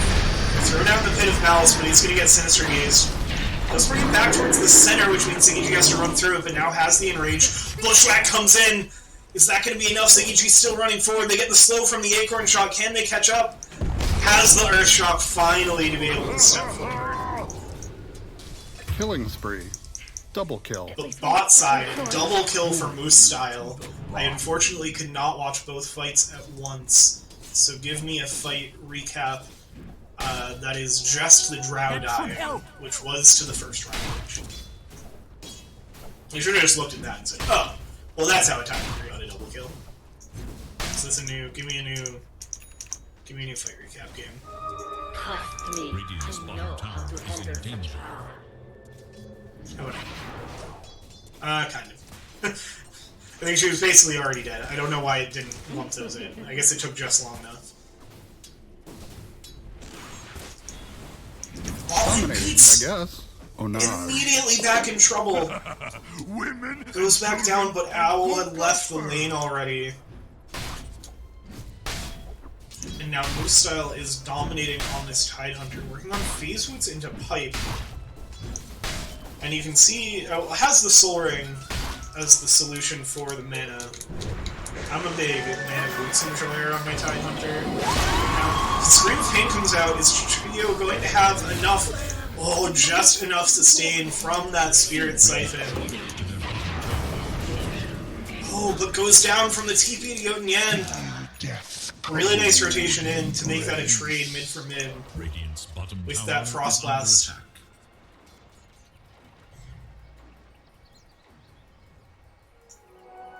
I'm not Radiant's opposed bottom to tower taking is in And that danger. could have been, if the timing, like if Chia was a little higher on health, I don't know if Yoten would have been able to secure it in that case. Bottom tower is under But I'm just imagining a world where the Exo got used and then she died that way. I don't think she would have committed it, knowing that there was a chance of that, but could have been brutal. Denied.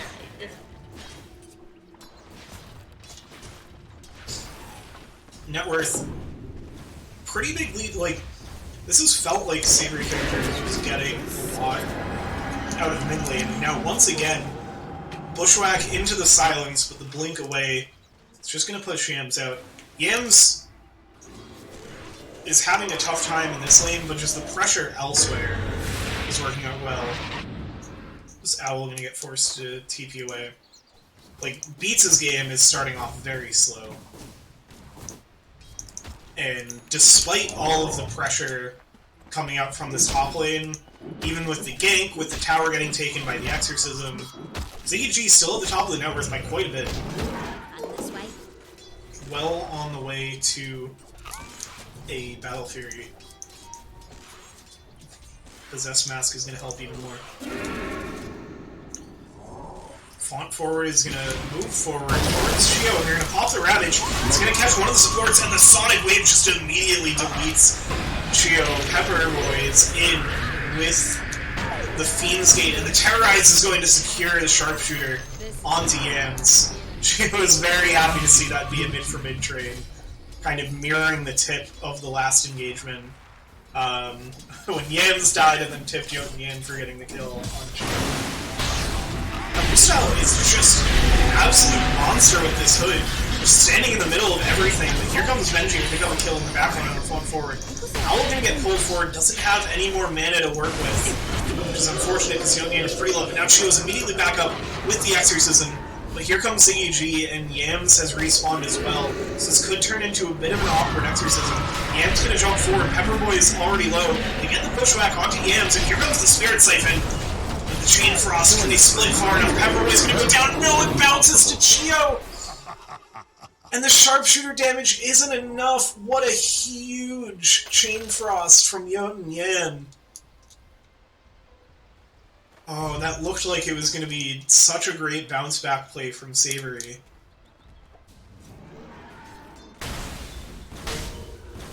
Gold and sweet.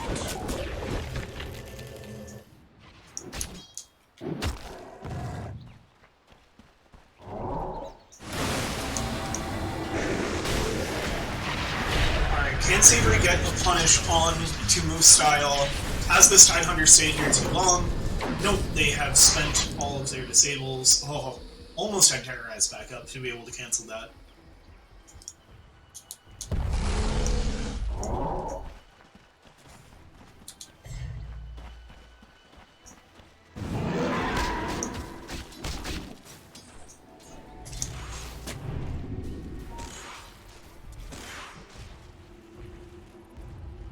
What do we got for items? We haven't looked much at items. We've got the Mechanism ready to go on Pepper type.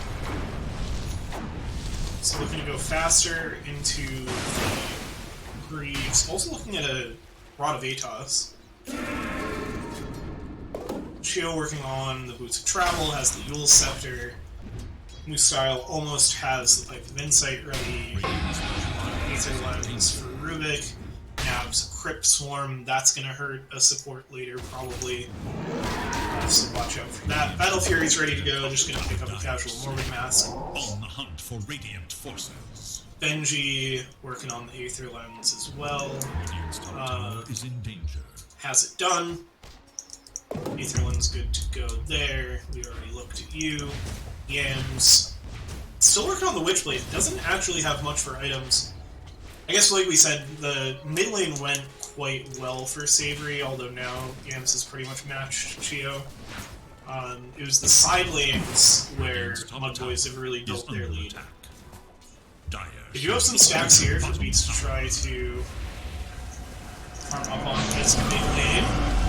They've got the Spirit Siphon on this Rubik. Trying to throw the Crypt Swarm back, but is going to go down. Owl looking for more. Rushing forward towards you at the end. Pepperboy is in as well, but here's another massive Chain Frost bouncing around. Owl surely goes down here. The Screen of Pain will make sure that... Now 2 heroes silenced. They pop the Ravage. Pepperboy is going to go down here, and Chio could be in trouble too. Still has exorcism. Doesn't want to commit it, but now as AEG shows up and just tears them apart. The Mudboys looking absolutely dominant in this game too now. It was starting off looking pretty even, but every fight is going their way. Radiant should look to their middle tower. Radiant's middle tower has fallen. Dire structures are fortified. Top lane, Yams finding Beats, or maybe the other way around, both low on resources, at about the same health, gonna keep chasing forward. Illusion Rune. Oh, Beats has to be so careful. I think they don't spot them again. Pepperboy's here. That's enough to discourage Yams, even if they did get eyes on the drow. Oh, and this is something we did not see Savory characters take advantage of last game. The early Roche pressure that Ursa could bring. It's going to be a nice early Aegis for this Ursa. Not really any vision around the pit in contention of that, so goes pretty free to the side of Mudboys. That's going to make this game basically means that Savory are going to have no interest in fighting for a while. They're going to just need to get some vision up, sit back in their jungle, find what farm they can, which is kind of what they've been trying to do. But just try, like, this game is not out of hand yet. It's really all in the Ursa. Everybody else is pretty close. Tidehunter's got an extra 1,000 gold. He's not a hero that goes crazy with items anyway. He doesn't have his Blink Dagger yet. Like, that gold is just going towards a pipe, so that's not terrifying. It's really the difference of this Ursa. So Savory character is just going to have to try to play around it, although maybe now look for something. AEG is going to jump forward. This is a really dangerous game to play for Savory characters. He's going to have the lockdown. Here comes the Enraged. He's not going to have that for another 50 seconds, so if they can find a quick kill, could be the potential to turn things back around. Moostyle now, though, and Yams is in. They're looking for a Ravage, but they get a 2-man bushwhack into the Gust. Shrugs it off with the Kraken Shell into the break now. Can they bring down Moostyle? It would really hurt Mudboys. Oh, he gets the Ravage off just before he dies, and now Yams is going to go in with the Sonic Big Dodge with the Yule Scepter. Shield comes back down, but immediately the Ursa on top. Here comes the damage into the Terrorize. They are going to find the Aegis. Finally going to go down, but immediately into the Gust. Can they kill this Ursa again? Doesn't have him rage for another 5 seconds. If they bring down now, they do. Young Yan goes down as well. Pepperboy very low. Fought forward with the Crypt Swarm. Pepperboy may actually have to be a little careful. And steal one more spell. No, it's just going to get rooted up and brought down. So a very nice fight for Savory characters. They do end up losing Chio as well as Owl, but overall, huge fight. I think this tip is for that Yule Scepter dodge. That made a huge difference in that fight, just to give her a chance to get off a few more spells.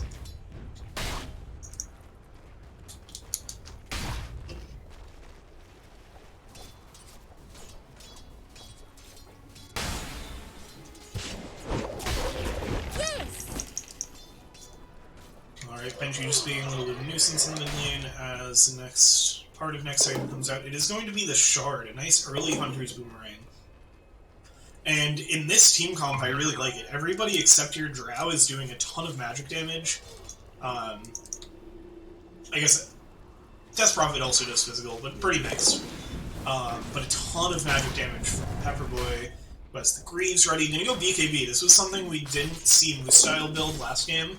So I like the fact that we're seeing heroes swapped around with different builds. Now Mudboy is setting up here. Moose style spends so much time sitting right behind trees looking for plays like this. Gets the Gush online. Beautiful Bushwhack though into the Greaves. That's going to be a huge save. Now they both step into the Pit of Malice. They get the Sharpshooter. Tidehunter isn't too bothered by it having that Pipe Pincer. Mudboys are going to stay squared up here on this high ground. See if they can find something. Now I'm going to jump forward. Ziggy G is in with the Blink Dagger onto Benji. He's able to get away. I don't even know. Oh, has the Scree Invis talent? Is that how? And now they're going to turn this with the Terrorize. And the Shard from Drow Ranger is showed up, and the explosive damage is massive. But now here's Tidehunter in with the Ravage, but just keeps slipping away. Meanwhile, Pepperboy has a kill in the backline on Yams. With the help of Chio, and they're going to tee up. This is going to be a full team wipe at just the low cost of one swirl. Savory characters bringing it back. 18 to 21 at 21 minutes. Only a 2k net worth difference now. Dire's middle tower is under attack.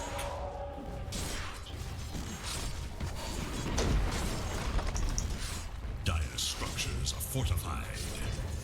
Dire's middle tower is under attack. Boys supports respawning. Still have a bit of time for most of their cores. Not going to be able to save the tower. And maybe going to overextend here as Yopian can get picked up by all of that magic damage. Pepperboy does fall a little low there. Gets the Greaves off just to make sure everybody's feeling healthy for retreat.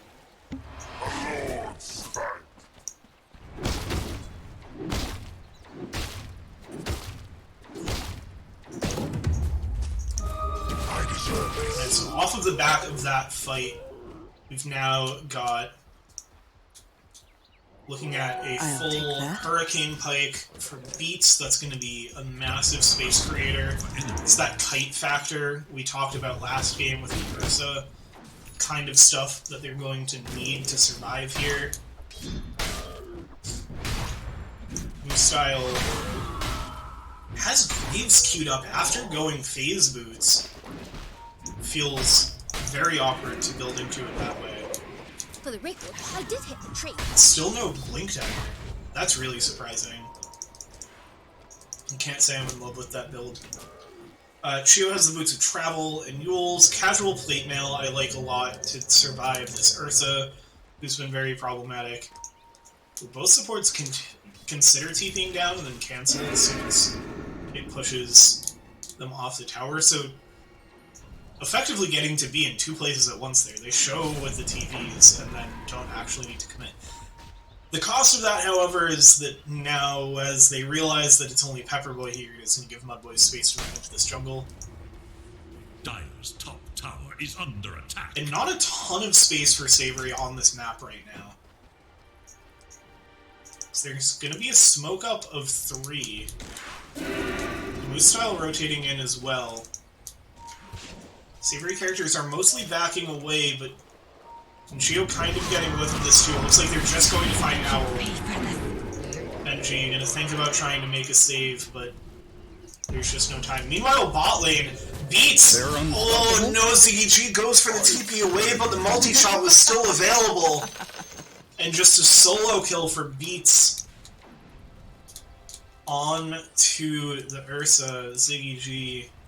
Dire's middle tower is under attack. Bounty! And look at this graph. It was looking very scary. 80% Dire favored. Savory characters turning things around for themselves. what is now a very even game. I mean, look at these hooks. Look, they're almost all exactly paired up with each other. Now engaging again in the mid lane to get the catch on the front forward. Bushwhack as well in the back line into the Hunter's Boomerang. Keeps the vision with the tree and that amplified damage with the sharpshooter is massive and beats us here on the side. Throw out the multi-shot. Looking for more towards Yams as well. Looks like we'll be able to get the distance, but it's going to show on this creep wave and plays forward. Oh, Beats isn't quite close enough. The Gust just doesn't connect. Dire's bottom tower. Now Beats might have to be a little bit careful. Gust on cooldown. Yams have the chance to make a attack. They're going to throw down Exorcism in the mid lane. They've got Ravage and the Mechanism ready to go in response, but Moostarl is going to be in a little bit of trouble. Does Kraken Shell off the Silence. And now Pepperboy maybe steps up too far. He's going to pop the BKB, but is already so low from that damage from Ziggy. They do have the control. No BKB yet on the Ursa, just in range to work with. Now the Scream of Fate, it doesn't catch Pepperboy, and so the Greaves just immediately heal up everybody, and now Yams, they get into deep. Yes, the Bushwhack Pepperboy will go down. Now Ziggy's in. Can they get this kill onto Beats? They get the Ravage, it's huge. It's onto 3 heroes. It makes that 4. There's the Shadow Realms. Dark Willow as well. Chio is going to have to go back in. Everybody's trying to escape. Dark Willow will be the one to fall. Now Ziggy gets the jump forward. And this is a massive fight for Mudboys. They find Chio as well. What a huge Ravage from Moostyle, catching all 4 living heroes.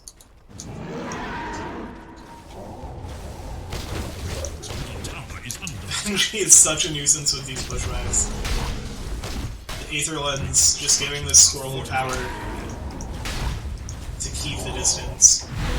And man, just like that, the team fights are everything in a game like this. And both teams have so much damage, so much control. Radiant's middle tower. It's like the Hey, the side of Savory characters the Roche pit. We see you doing it. who calls out that they see the setup for Roche. This Bushwhack and Hunter's Boomerang missing on Font Forward.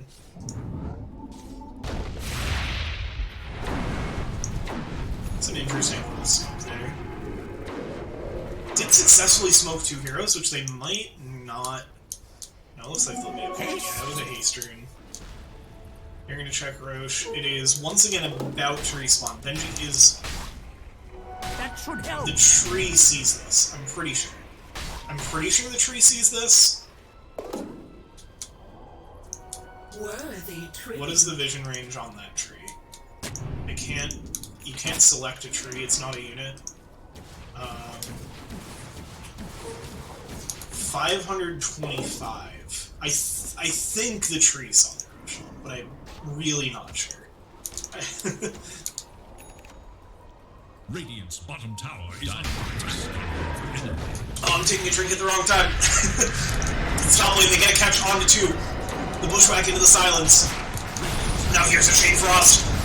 Massive with the Sinister Gaze. The BKB's popped, they shrug it off. Bounces to the backline, Ziggy G is caught with another Bushwhack. Now has the BKB and immediately tears into Chio. Trying to force staff away, but it's not going to be enough. Now turns towards Owl. Cannot get the Terrorize off in time. Does get the Fear, but goes down in rage. 3 more kills for Mudboys and immediately into the Roche mid. This is going to be Roche number 2 for the side of Mudboys. Aghanim Shard. You've got a lot of options here. I think Ursa just takes it. It's so gross on this hero. He should just use it himself. It's definitely worth more than the Rubik Lich Shards. Immortality. Yeah, he's going to use it himself. That's definitely worth it. The 1.5 seconds of enrage after Earth Shocking. Ooh. Disconnect from Chio. Pretty reasonable time to have to take a pause. And that was a disconnect automatic pause.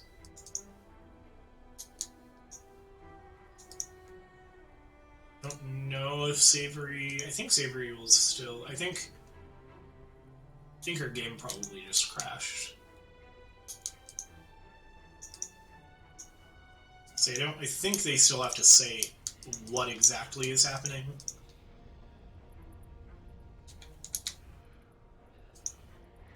Okay, yeah, quick little reconnect.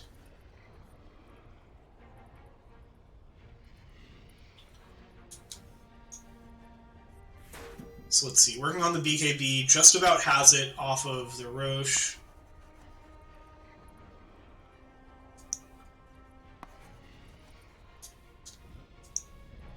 Font forward, just has a Toman Q. What's on this courier though? Ooh, okay. Rubica just bought Shard. So that's going to be the telekinesis distance, ally telekinesis.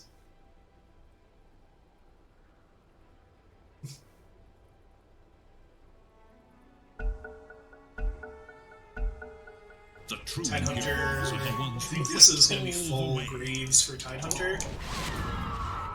Greaves recipe. Okay, did switch to mandates. It's not Tower is under attack. So that's good. That's going to be Greaves for Moose Style. Little having to go backwards for it. And we'll eventually get the Blink Dagger. BKB's going to be coming back up on Ziggy G. I think they're just going to go in with the Enrage. They see Beats on the back line. They do get the Gust, but through the Enrage, it's not going to last as long as it normally would. Now Yams is in with the Sonic Wave, but if they overcommitted, they immediately turn into all of the damage they need on Yams. Ziggy G is just going to absolutely melt as well. Style in 2, still sitting on the Ravage. He's going to have to use it into the face of the BKB, but it's enough to secure the kill on his Geo. Oh, as well, look at that Spirit Siphon from Font Forward from across the map. Beats is so low, but still trying to put out the multi-shots. Boy, trying to find a kill on this Lich on the way out. The Bushwhack just barely finishes off the Lich. Don't get ahead of yourself. And the fact that they lose Aegis there, that's a very good fight for Savory characters, even losing the Death Prophet. Radiant's middle tower is under attack.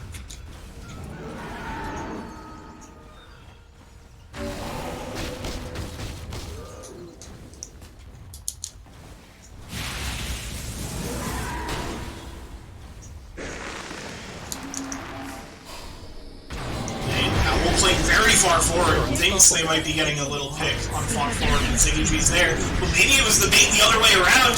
All of this damage through the Gust, no chance to enrage. Ziggy G goes down. And they may even get the kill on the Rubik as well, they do. I know I should respect the dead, but first you have to earn it. Feels like Yams 2 is going to BKB with the Blink forward. And try to find something on Beats, but they're all just going to turn. Sonic Wave. They finished off Blink again. Double kill. Damage is taking out the Shadow Strike with the Grove Bow. None of it's enough. Yams gives an XD for themselves.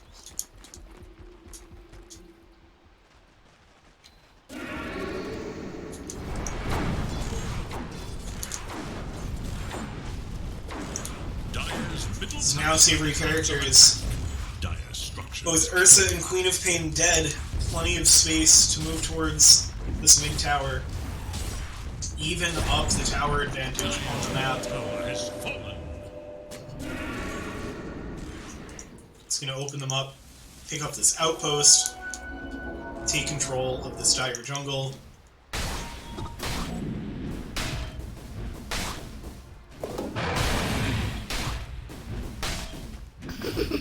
Moostyle does have the Blink Dagger and Ravage up in 10, so I think as soon as Yams respawns, if Mudboys are feeling it, they might look for something. ZG gonna teleport in top. They want to defend this. The Scan sees it. Now gonna blink forward. When the Gust comes out. Now here comes the BKB and the Enrage with so much damage already. Everyone's gonna be the first to go to huge Ravage onto 3. Venge as well. Now they turn towards Beats, who's able to BKB and get away. Owl is getting too low, and now the Sonic Wave finds 2 for Yams. Benji TP's home, which means Beats is going to be left all alone. Triple kill for Yams. That Blink reveal is as big as you can ask for. Moose Style is finding these huge Ravages. just completely turning the tide of some of these fights. And when I said that, I didn't even mean for it to be a pun, but now I'm extra glad that I chose that phrasing. Haste. Its middle tower is under attack. And as soon as these creeps get here, this should be a quick little tower for ZDG. Outpost captured by Moose-style.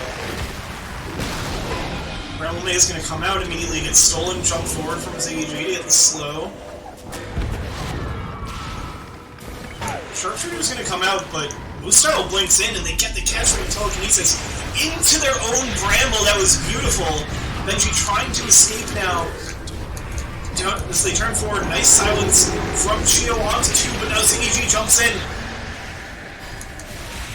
Playing with fire here, they're going to get the stun, and they turn this around, they get the Spirit Siphon, lots of damage pouring into this Ursa, but has another Enrage ready to go. Now it's Pepperboy who has to turn and run.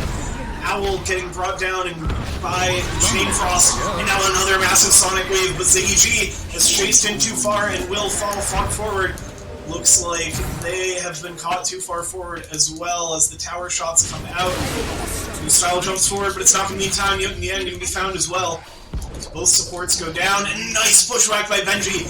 Catches Tide before he can get up onto the high ground. Now the Spirit Siphon, this is just going to be a slow, painful death of a Tide Hunter. The Kraken shells come out, which means it's going to take all the longer as all of the slows and disables continuously get purged off. Let me get my But eventually, Savory characters bring down the Tide Hunter.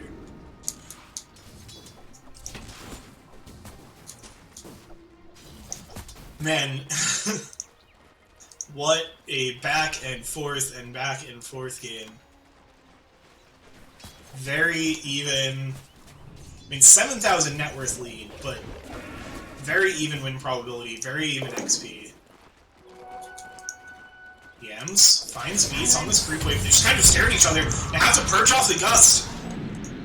And jumps in with the shard silence. That'll be enough to spook beats away.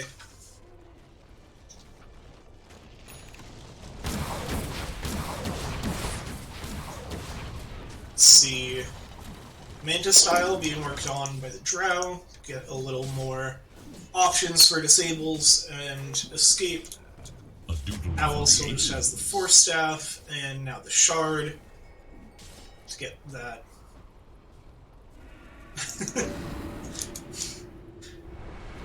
I missed the apparent bug that Shio has reported. You go back and check that one on the in-game replay. Shio gonna work on a Scythe. Still just chilling with the casual plate mail. Wouldn't mind seeing that become a Shiva's, but I think the Scythe is also going to be very, very useful this game. Wraith Pact up on Pepperboy. This feels pretty good this game. They've got a good amount of physical damage on the Ursa, some on the Tide Hunter and Queen of Pain as well. So, going to help the team survive some of that physical damage. Also, the lifesteal is going to feel really good for Beats, who does not have a lifesteal item of their own. Let's see, Moose-style are going to go for the Ags next, so speaking of that physical damage, going to try to amp their own team's That's kind of bad, damage. huh? I missed. That's what Yan said that for. Oh no, every time! Yeah. It was 5 seconds! How does this keep happening? It can't keep happening. Benji's gonna see it. Benji knows. Which is a pretty big advantage for Savory. They're the only ones who know that this Roshan is alive. Looks like Mudboys might peek in themselves. Meanwhile, Savory's smoked up, but they're potentially going to run into all 5 on the high ground. This is really dangerous. They're going to smoke themselves. And they're going to... They're going to do a full ships in the night. No. They pop on each other. They pop on each other, but they don't actually see each other. Gams is in. Immediately onto Owl, and now ZG finds Beats. The Ravage is in, but it doesn't catch much. It just barely catches Beats on the side. Can that be enough? The Manta is ready into the BKB. ZG trying to finish off the Drow finally does. So it ends up being Mud Boys who get the advantage off of the smoke, and now they go into Roche. They do find that it is respawned, and this is the third Roche on free Aghanim Scepter for somebody, maybe for this Tidehunter.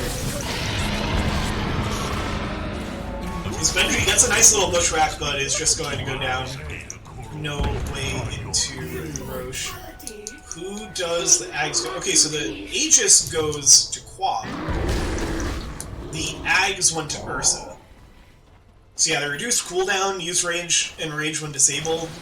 Really, really good. It's going to be really hard to kill this Ursa now.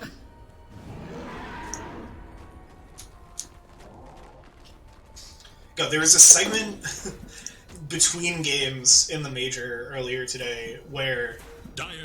maybe it was yesterday. Where they were talking about how people use the word "this" when talking about Dota. So meanwhile, I'm going to jump forward. Pepperboy and Owl both really low. Pepperboy uses the BKB, but it's not going to be enough to survive the damage from Ziggy G. I'm trying to talk about the game, guys. Stop. Like, every time I try to talk about anything other than what's immediately happening, something more important starts happening. Basically, they were debating how people use the word "this," and now every time I say "this" something when talking about Dota, I feel very self-conscious about it. ZG jumps forward, is in so deep. The rest of the team is taking the base. Doesn't have the Aegis, just has the Ags, but now it's going to get blown up before there's any chance to use BKB. Cams tips Ziggy G for that play. Are they even going to be able to get the barracks? They can't finish it off, and that's the melee. That's the one that regens. They chase them off. Oh, that's... that was such a mean tip from... Yams. Now Font forward. He's helping the creep wave apply pressure here. Maybe stayed a little too long. Some of Mud Boys thinking about rotating back in. Font forward is going to go down. Tidehunter has finished their own Aghanim Scepter. Got that nice wide AoE gush. Working on a Silver Edge next for beats. Be a source of crit and a way to chunk down the Tidehunter, disabling the passive. Gold for me. Shio has a lot of that Scythe build. Also the Timeless Relic coming out. As both teams work 40 minutes, so they've had some time to find their tier 4 items, but just now getting a break in the action and a time to go farm. 17k gold lead for Mud Boys, but it feels a lot closer than that. Yeah, the win probability will support me a little bit, and yeah, we do have an uptick for Savory characters off of the Ziggy G death. So let's see, Shard now being looked at by Underlord. Gleipnir being worked on by Benji, has most of it, finds a Spell Prism. It's going to feel good for somebody. Owl, just kind of chilling, nothing in the queue. Yam's going to step up into this high ground. There are some heroes farming in the area. The boys maybe going to make a play, going to find Shio. Doesn't have a way to interrupt the teleport. Yes.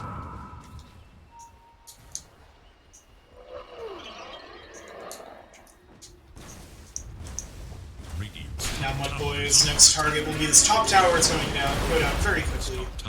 So that'll be the last of the tier 2s inside of Savory characters. That should help.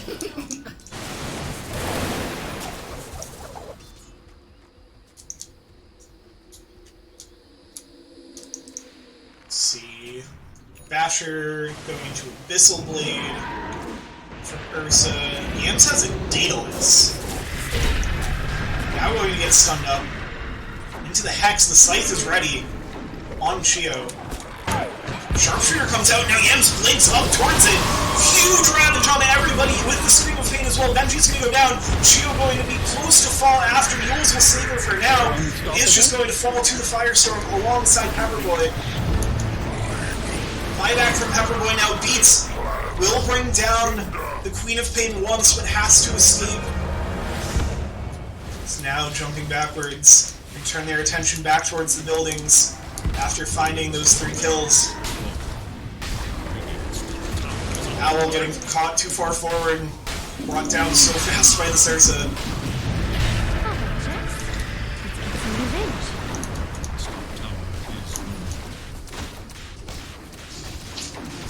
Looks like it's going to be 2 sets of barracks for Mudboys, and they're going to start hitting the tier 4s.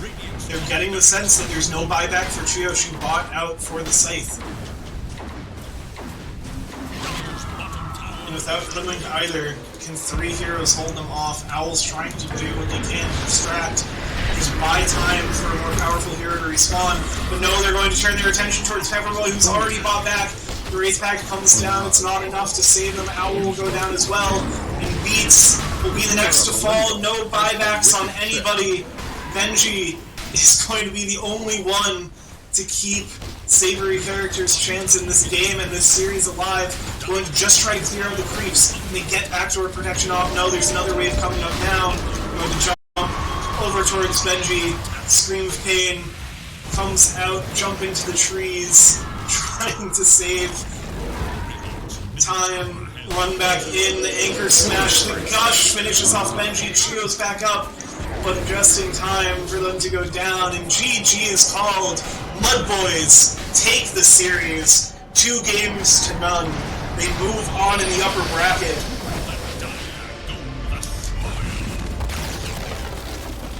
Great game all around. Again by both teams. Like a 2-0 series sounds like it was a stomp. It was certainly not.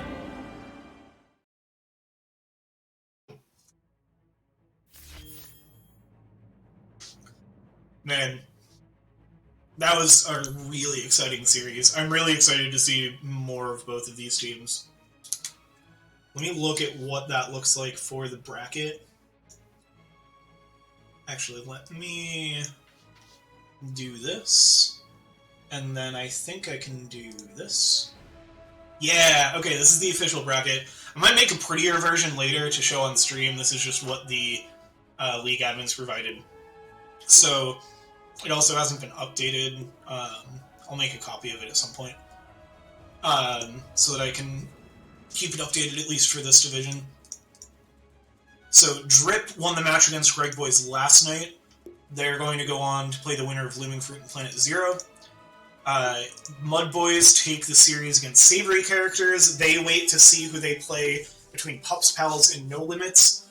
Both of those potential to be a really good semifinal, upper bracket semifinal match. Savory Characters will play the loser of that match. Savory Characters plays the loser of S2, so the loser of Looming Fruit Planet Zero will play Savory Characters, and then Greg Boys will play the loser of Pups Pals No Limits. But yeah, let's look back at the game. That's our bracket situation. Yeah, I mean, similar kind of story. I mean, this one was so back and forth. Like, it was such a good fight put up by Savory Characters. There were so many times where it looked like they were going to have a great chance to turn it around. But in the end, it was the Mudboys just so overpowering. I mean, again, it was the core duo of Ziggy G and Yams. Yams not getting one of their main heroes, but still a level 11 on Yams for the Queen of Pain.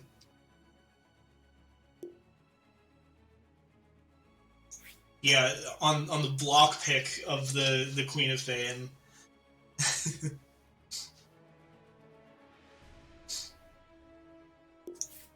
And yeah, these teams, I mean, you could tell throughout both games, there's great chemistry between these teams. They're pals, no bad blood here.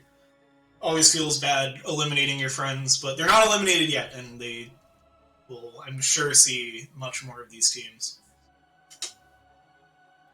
Yeah, I mean, in support of that game, 12, 9, and 20, it's hard not to give it to a Lich. Did actually get a little out support golded.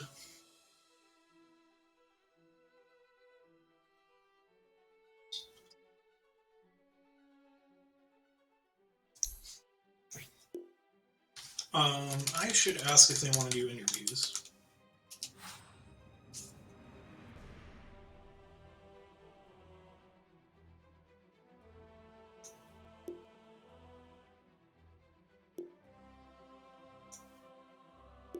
Alright, and I don't have Discord muted right now.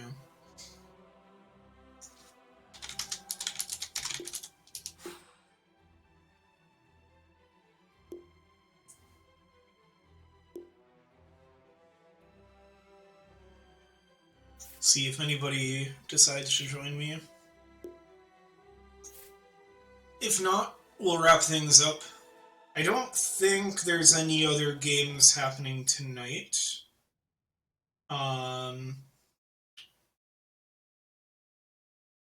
Hello. Hello. How are you doing coming off of that win? Hello to you as well. So, I'm not gonna stay because I think I'm actually gonna cry. But I was gonna say, good game. Thanks for casting. Good game. Other team played well. That was good. Good game. Good game. Great series. Oh. Oh no no. My heart. My heart. Yeah. So apparently you're getting like nearly all of us here. Yeah. We Awesome, all want to awesome. come in and say Oh, I hi. need to pee. Hold on, I need to pee. Dude, I've been needing to pee. I've been drinking so many liquids during this game. I can't hold it in. I'll be back. Yeah, sure. Go Okay. for it. Okay, go. For the rest of you, do you want to quickly introduce yourselves for what your in-game names are and what team you're on? Yeah, for sure. My in-game name is Moose Style, and I'm the offlaner for Mud Boys. My in-game name, I think, is Fawn Forward right now. And I play Pause 4. Awesome, awesome. How are you guys feeling coming off that first round playoff win? Pretty good, yeah. Pretty good, We had ended the regular like season, I guess is how it's called, but with like feeling a little funky, a little bit off. But then we did some scrims. We kind of felt a little bit better. We kind of got our footing, and then these games, we kind of went into it open-minded, and they went really well. I would say that I we felt agree. worse off after the scrims, but maybe. Okay, well, we weren't. We didn't. Have I am to- emotionally invested in Chio. They're such a nice human being. Yes. That was fun though, and I have to say, I know this is probably like skipping ahead, but the drafting in game 2 was such a fun time for me because I saw them pick our off lane, and then I was like, why don't we just copy as much as we can? and we did, and it was fun. Yeah, anyway. that was that. I mean, both drafts were super interesting. Game 2, especially, like, see, I mean, your offlane looked really good game 1, and they're both heroes that their team plays, so I wasn't super surprised to see them get stolen. I know, like, Benji loves the Hoodwink in particular. The Ursa in the first phase, I thought, was very bold. I think we've done that before, actually. We have. I don't think we first phased You that. should introduce yourselves, guys. Oh yeah. Eli? Oh yeah, I'm Ziggy G, Ziggy, Eli, captain of Mud Boys. Ballin'. First phase Ursa picker because disgusting. Confident it's a strong hero and it's the only meta hero that I actually like to play. Yeah, let's see. Go ahead. I am Yams. I am the Pause 2. The infamous Void Spirit Morphling Ember Spammer. God, I know. Talk about Disgusting. disgusting. We're disgusted by him, but he's good enough that we keep playing with him. So. That was the first time you first phased Ursa. I can confirm. So 100% win rate with first phase Ursa. That's probably the only time in the league it's been first phased as well, if I had to guess. That's a bit more games to look through. But yeah, so obviously you guys were confident in it, and it paid off. Yeah, I think the logic behind it is that we were banking on me kind of making space for the team, and then if our pause one has trouble, then we can just roll off of me. If I have a good lane, or roll as 4, get their attention away from our pause one. Yeah, I mean, they had picked the off lane was showing by the time we went for first phase Ursa, so I felt confident it would at least have, an okay lane, counter Underlord later in the game.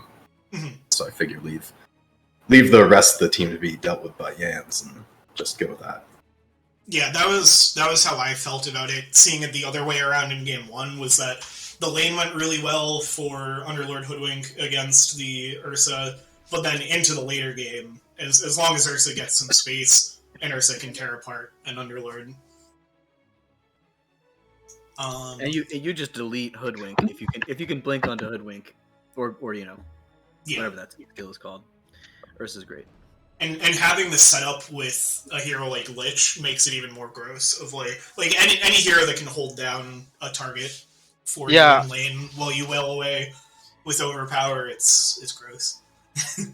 I think we had all the elements that we needed in that game to pretty much have an answer for all of their heroes and their positioning. So I think we were really happy with what we planned for in terms of playing around our one and playing off of our strengths. Yeah, positioning was definitely huge in that game. Most style, you had a couple massive ravages, especially like the Blink Revealer Ravage was huge. You had a couple 4-man ravages, probably at least 1-5 in there. Like watching your positioning was super interesting, and I could tell that was like interesting in a good way. Of like, oh, that's a really smart place to be. Of like, you were constantly like right along the tree line and stuff like that. Of like places where you can easily get in. Yeah, it's a hero I've played.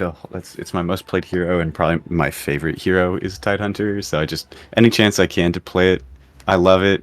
I was considering not going to Blink this game because it's it's not super meta these days. Just building like super tanky offlaners with the Greaves and the pipe. But I was like, nah, I gotta get it. Like it's just too good.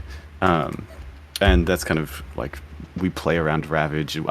I noticed that when we didn't have Ravage up, or I used it too late, we would lose the fight. And so I was like, okay, I just have to play around this and just find the positions where I can like sneak my way in here and hit like 3 or 4 people. But the Drow was super like able to just get out of there really fast with like Hurricane Pike and other things. So that was always annoying. Of like, I have to try to hit the Drow because that's most of their damage. But I don't know, it was good. That the positioning on the other team was good too to like keep us out. And I think we have a member of the other team here as well. Yes, Gio told me to join in instead of her because she's busy for a bit. So yeah, that was a game. I was the Dark Willow and Ruby, by the way. Yeah. Yeah, I don't know. Your team went really well. It was fun. Some of our team members may have thought we were going to do a bit better than we did, but like it was really exciting all along though. So that was cool. I really enjoyed the high-fiving series that Chio and I had at mid. It was all fun. It was very friendly. Yeah, really I was enjoying a lot the very clear good vibes between the two teams. Of like there was no BM. All of the all chatting was friendly. The most toxic thing happening was tips within Savory characters on their teammates when like there was 0 BM directed between teams, only BM within teams. Internal, yeah. Whenever like Gio or Beats or something stuffed up, yeah.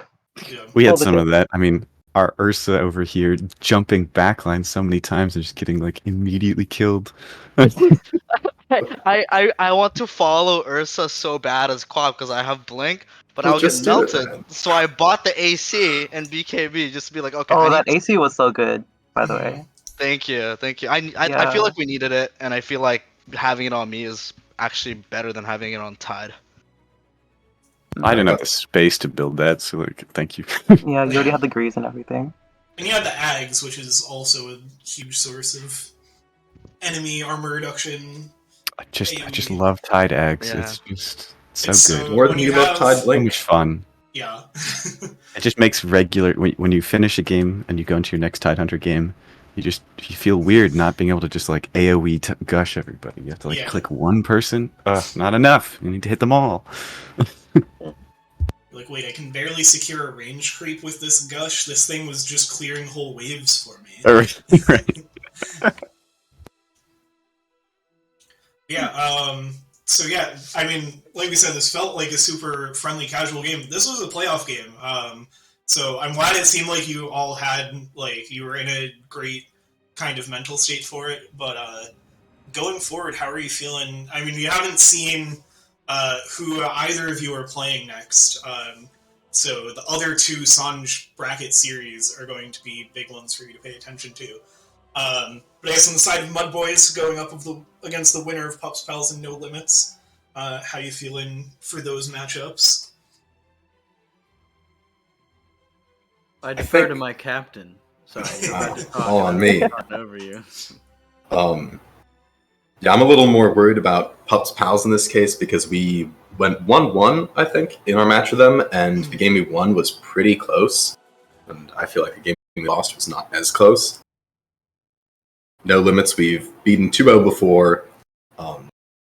Both very close games also. I would not call either of those a stomp, really a comeback, I think, from us. Their mid is nasty.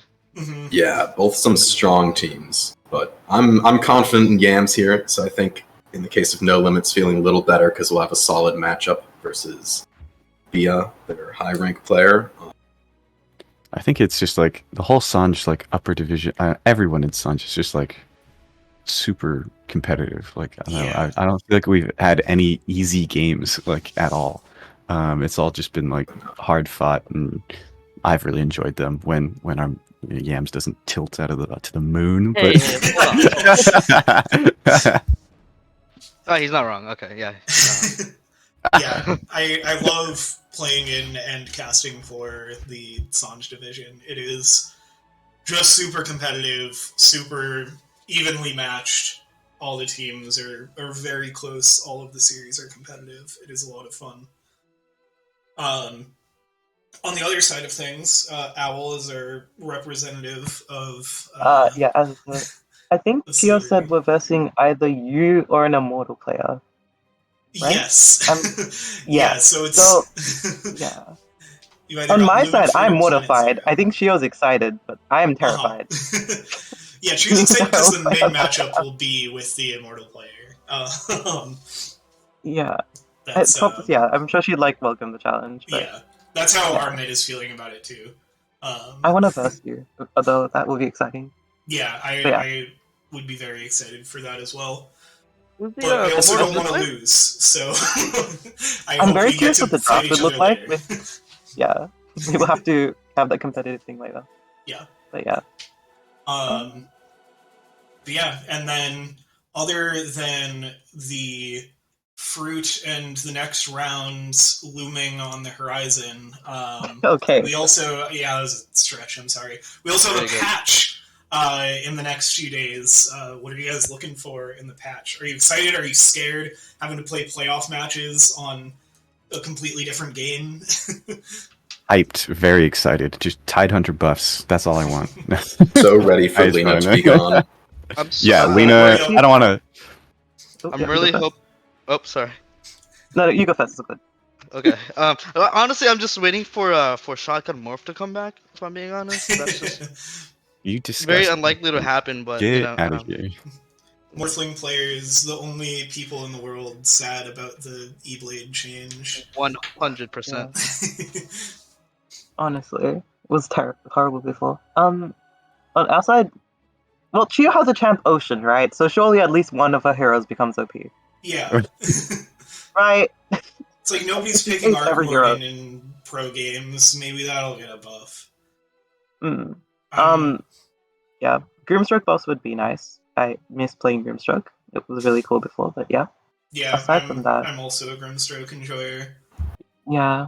And he is I'm not not sure been what very to meta change. lately. It'll be very interesting to see what like bigger changes happen. I think there's kind of like the game. You know, I love Dota, but it has been a little bit stale for a little bit of time. Lena especially Ricky, now. Lena Ricky, Lena Ricky, Lena Razor. Ricky, Nature's Prophet, like all this stuff. But I think like the last big update, shards and all that. So I'm looking to see like maybe we'll get some map changes. I think map changes would throw everything. Like that's I would gonna. love that. That would be I would exciting. love them, Map but like changes, terraform the this whole. happen, whole we got to thing. just grind out some games so that we can get used to like where the trees are. Oh Like yeah. that stuff's difficult.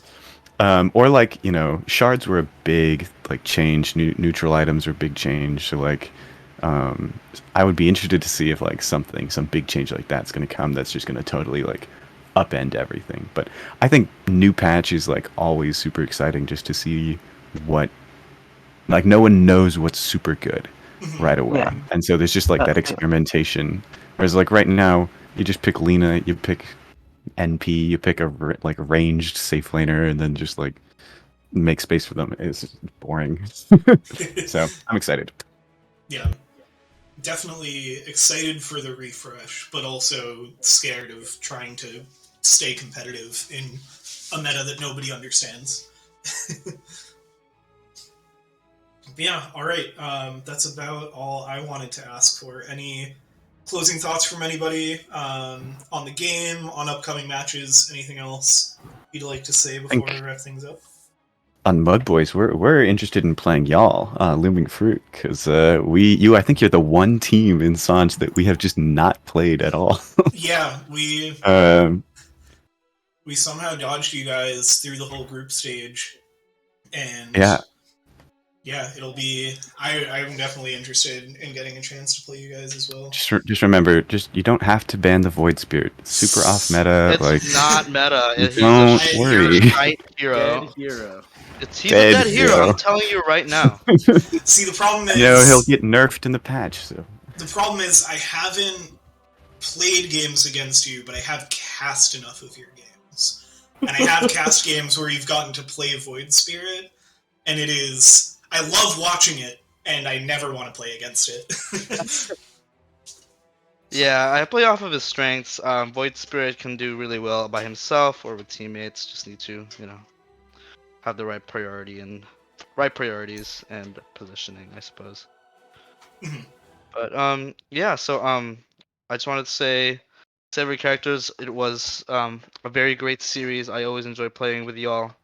And I wish you all the very best in your next series.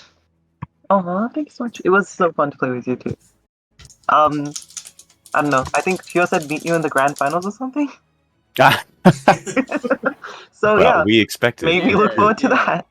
Hell yeah! I'm expecting more high fives from Chio because I really do enjoy playing mid against her. So it was. I'm sure she has many more high fives to give. Oh, that'd be great. Yeah. Thanks for the game. Alright. Thank you all so much for joining me. Congrats again to Mud Boys, and looking forward to seeing more of both of your teams going forward in the playoffs. Enjoy the rest of your night or day. Yeah, absolutely. Always happy to cast any of these games, and especially you two teams are super fun to watch. All right. Well, good luck, and we'll catch y'all around. See y'all. Thank you. See y'all later. Cool. See you guys. Now time to watch the VOD. Bye-bye. Alright, that's going to do it for us on stream. Thanks so much for joining. As always, keep an eye out on the WLDL Discord for more times on games. We've got a few more coming up this weekend. I'm sure a few more to be scheduled soon. So keeping an eye out. I'm sure I'll be casting more, playing as well. Looking forward to it, and have a great rest of your night or day.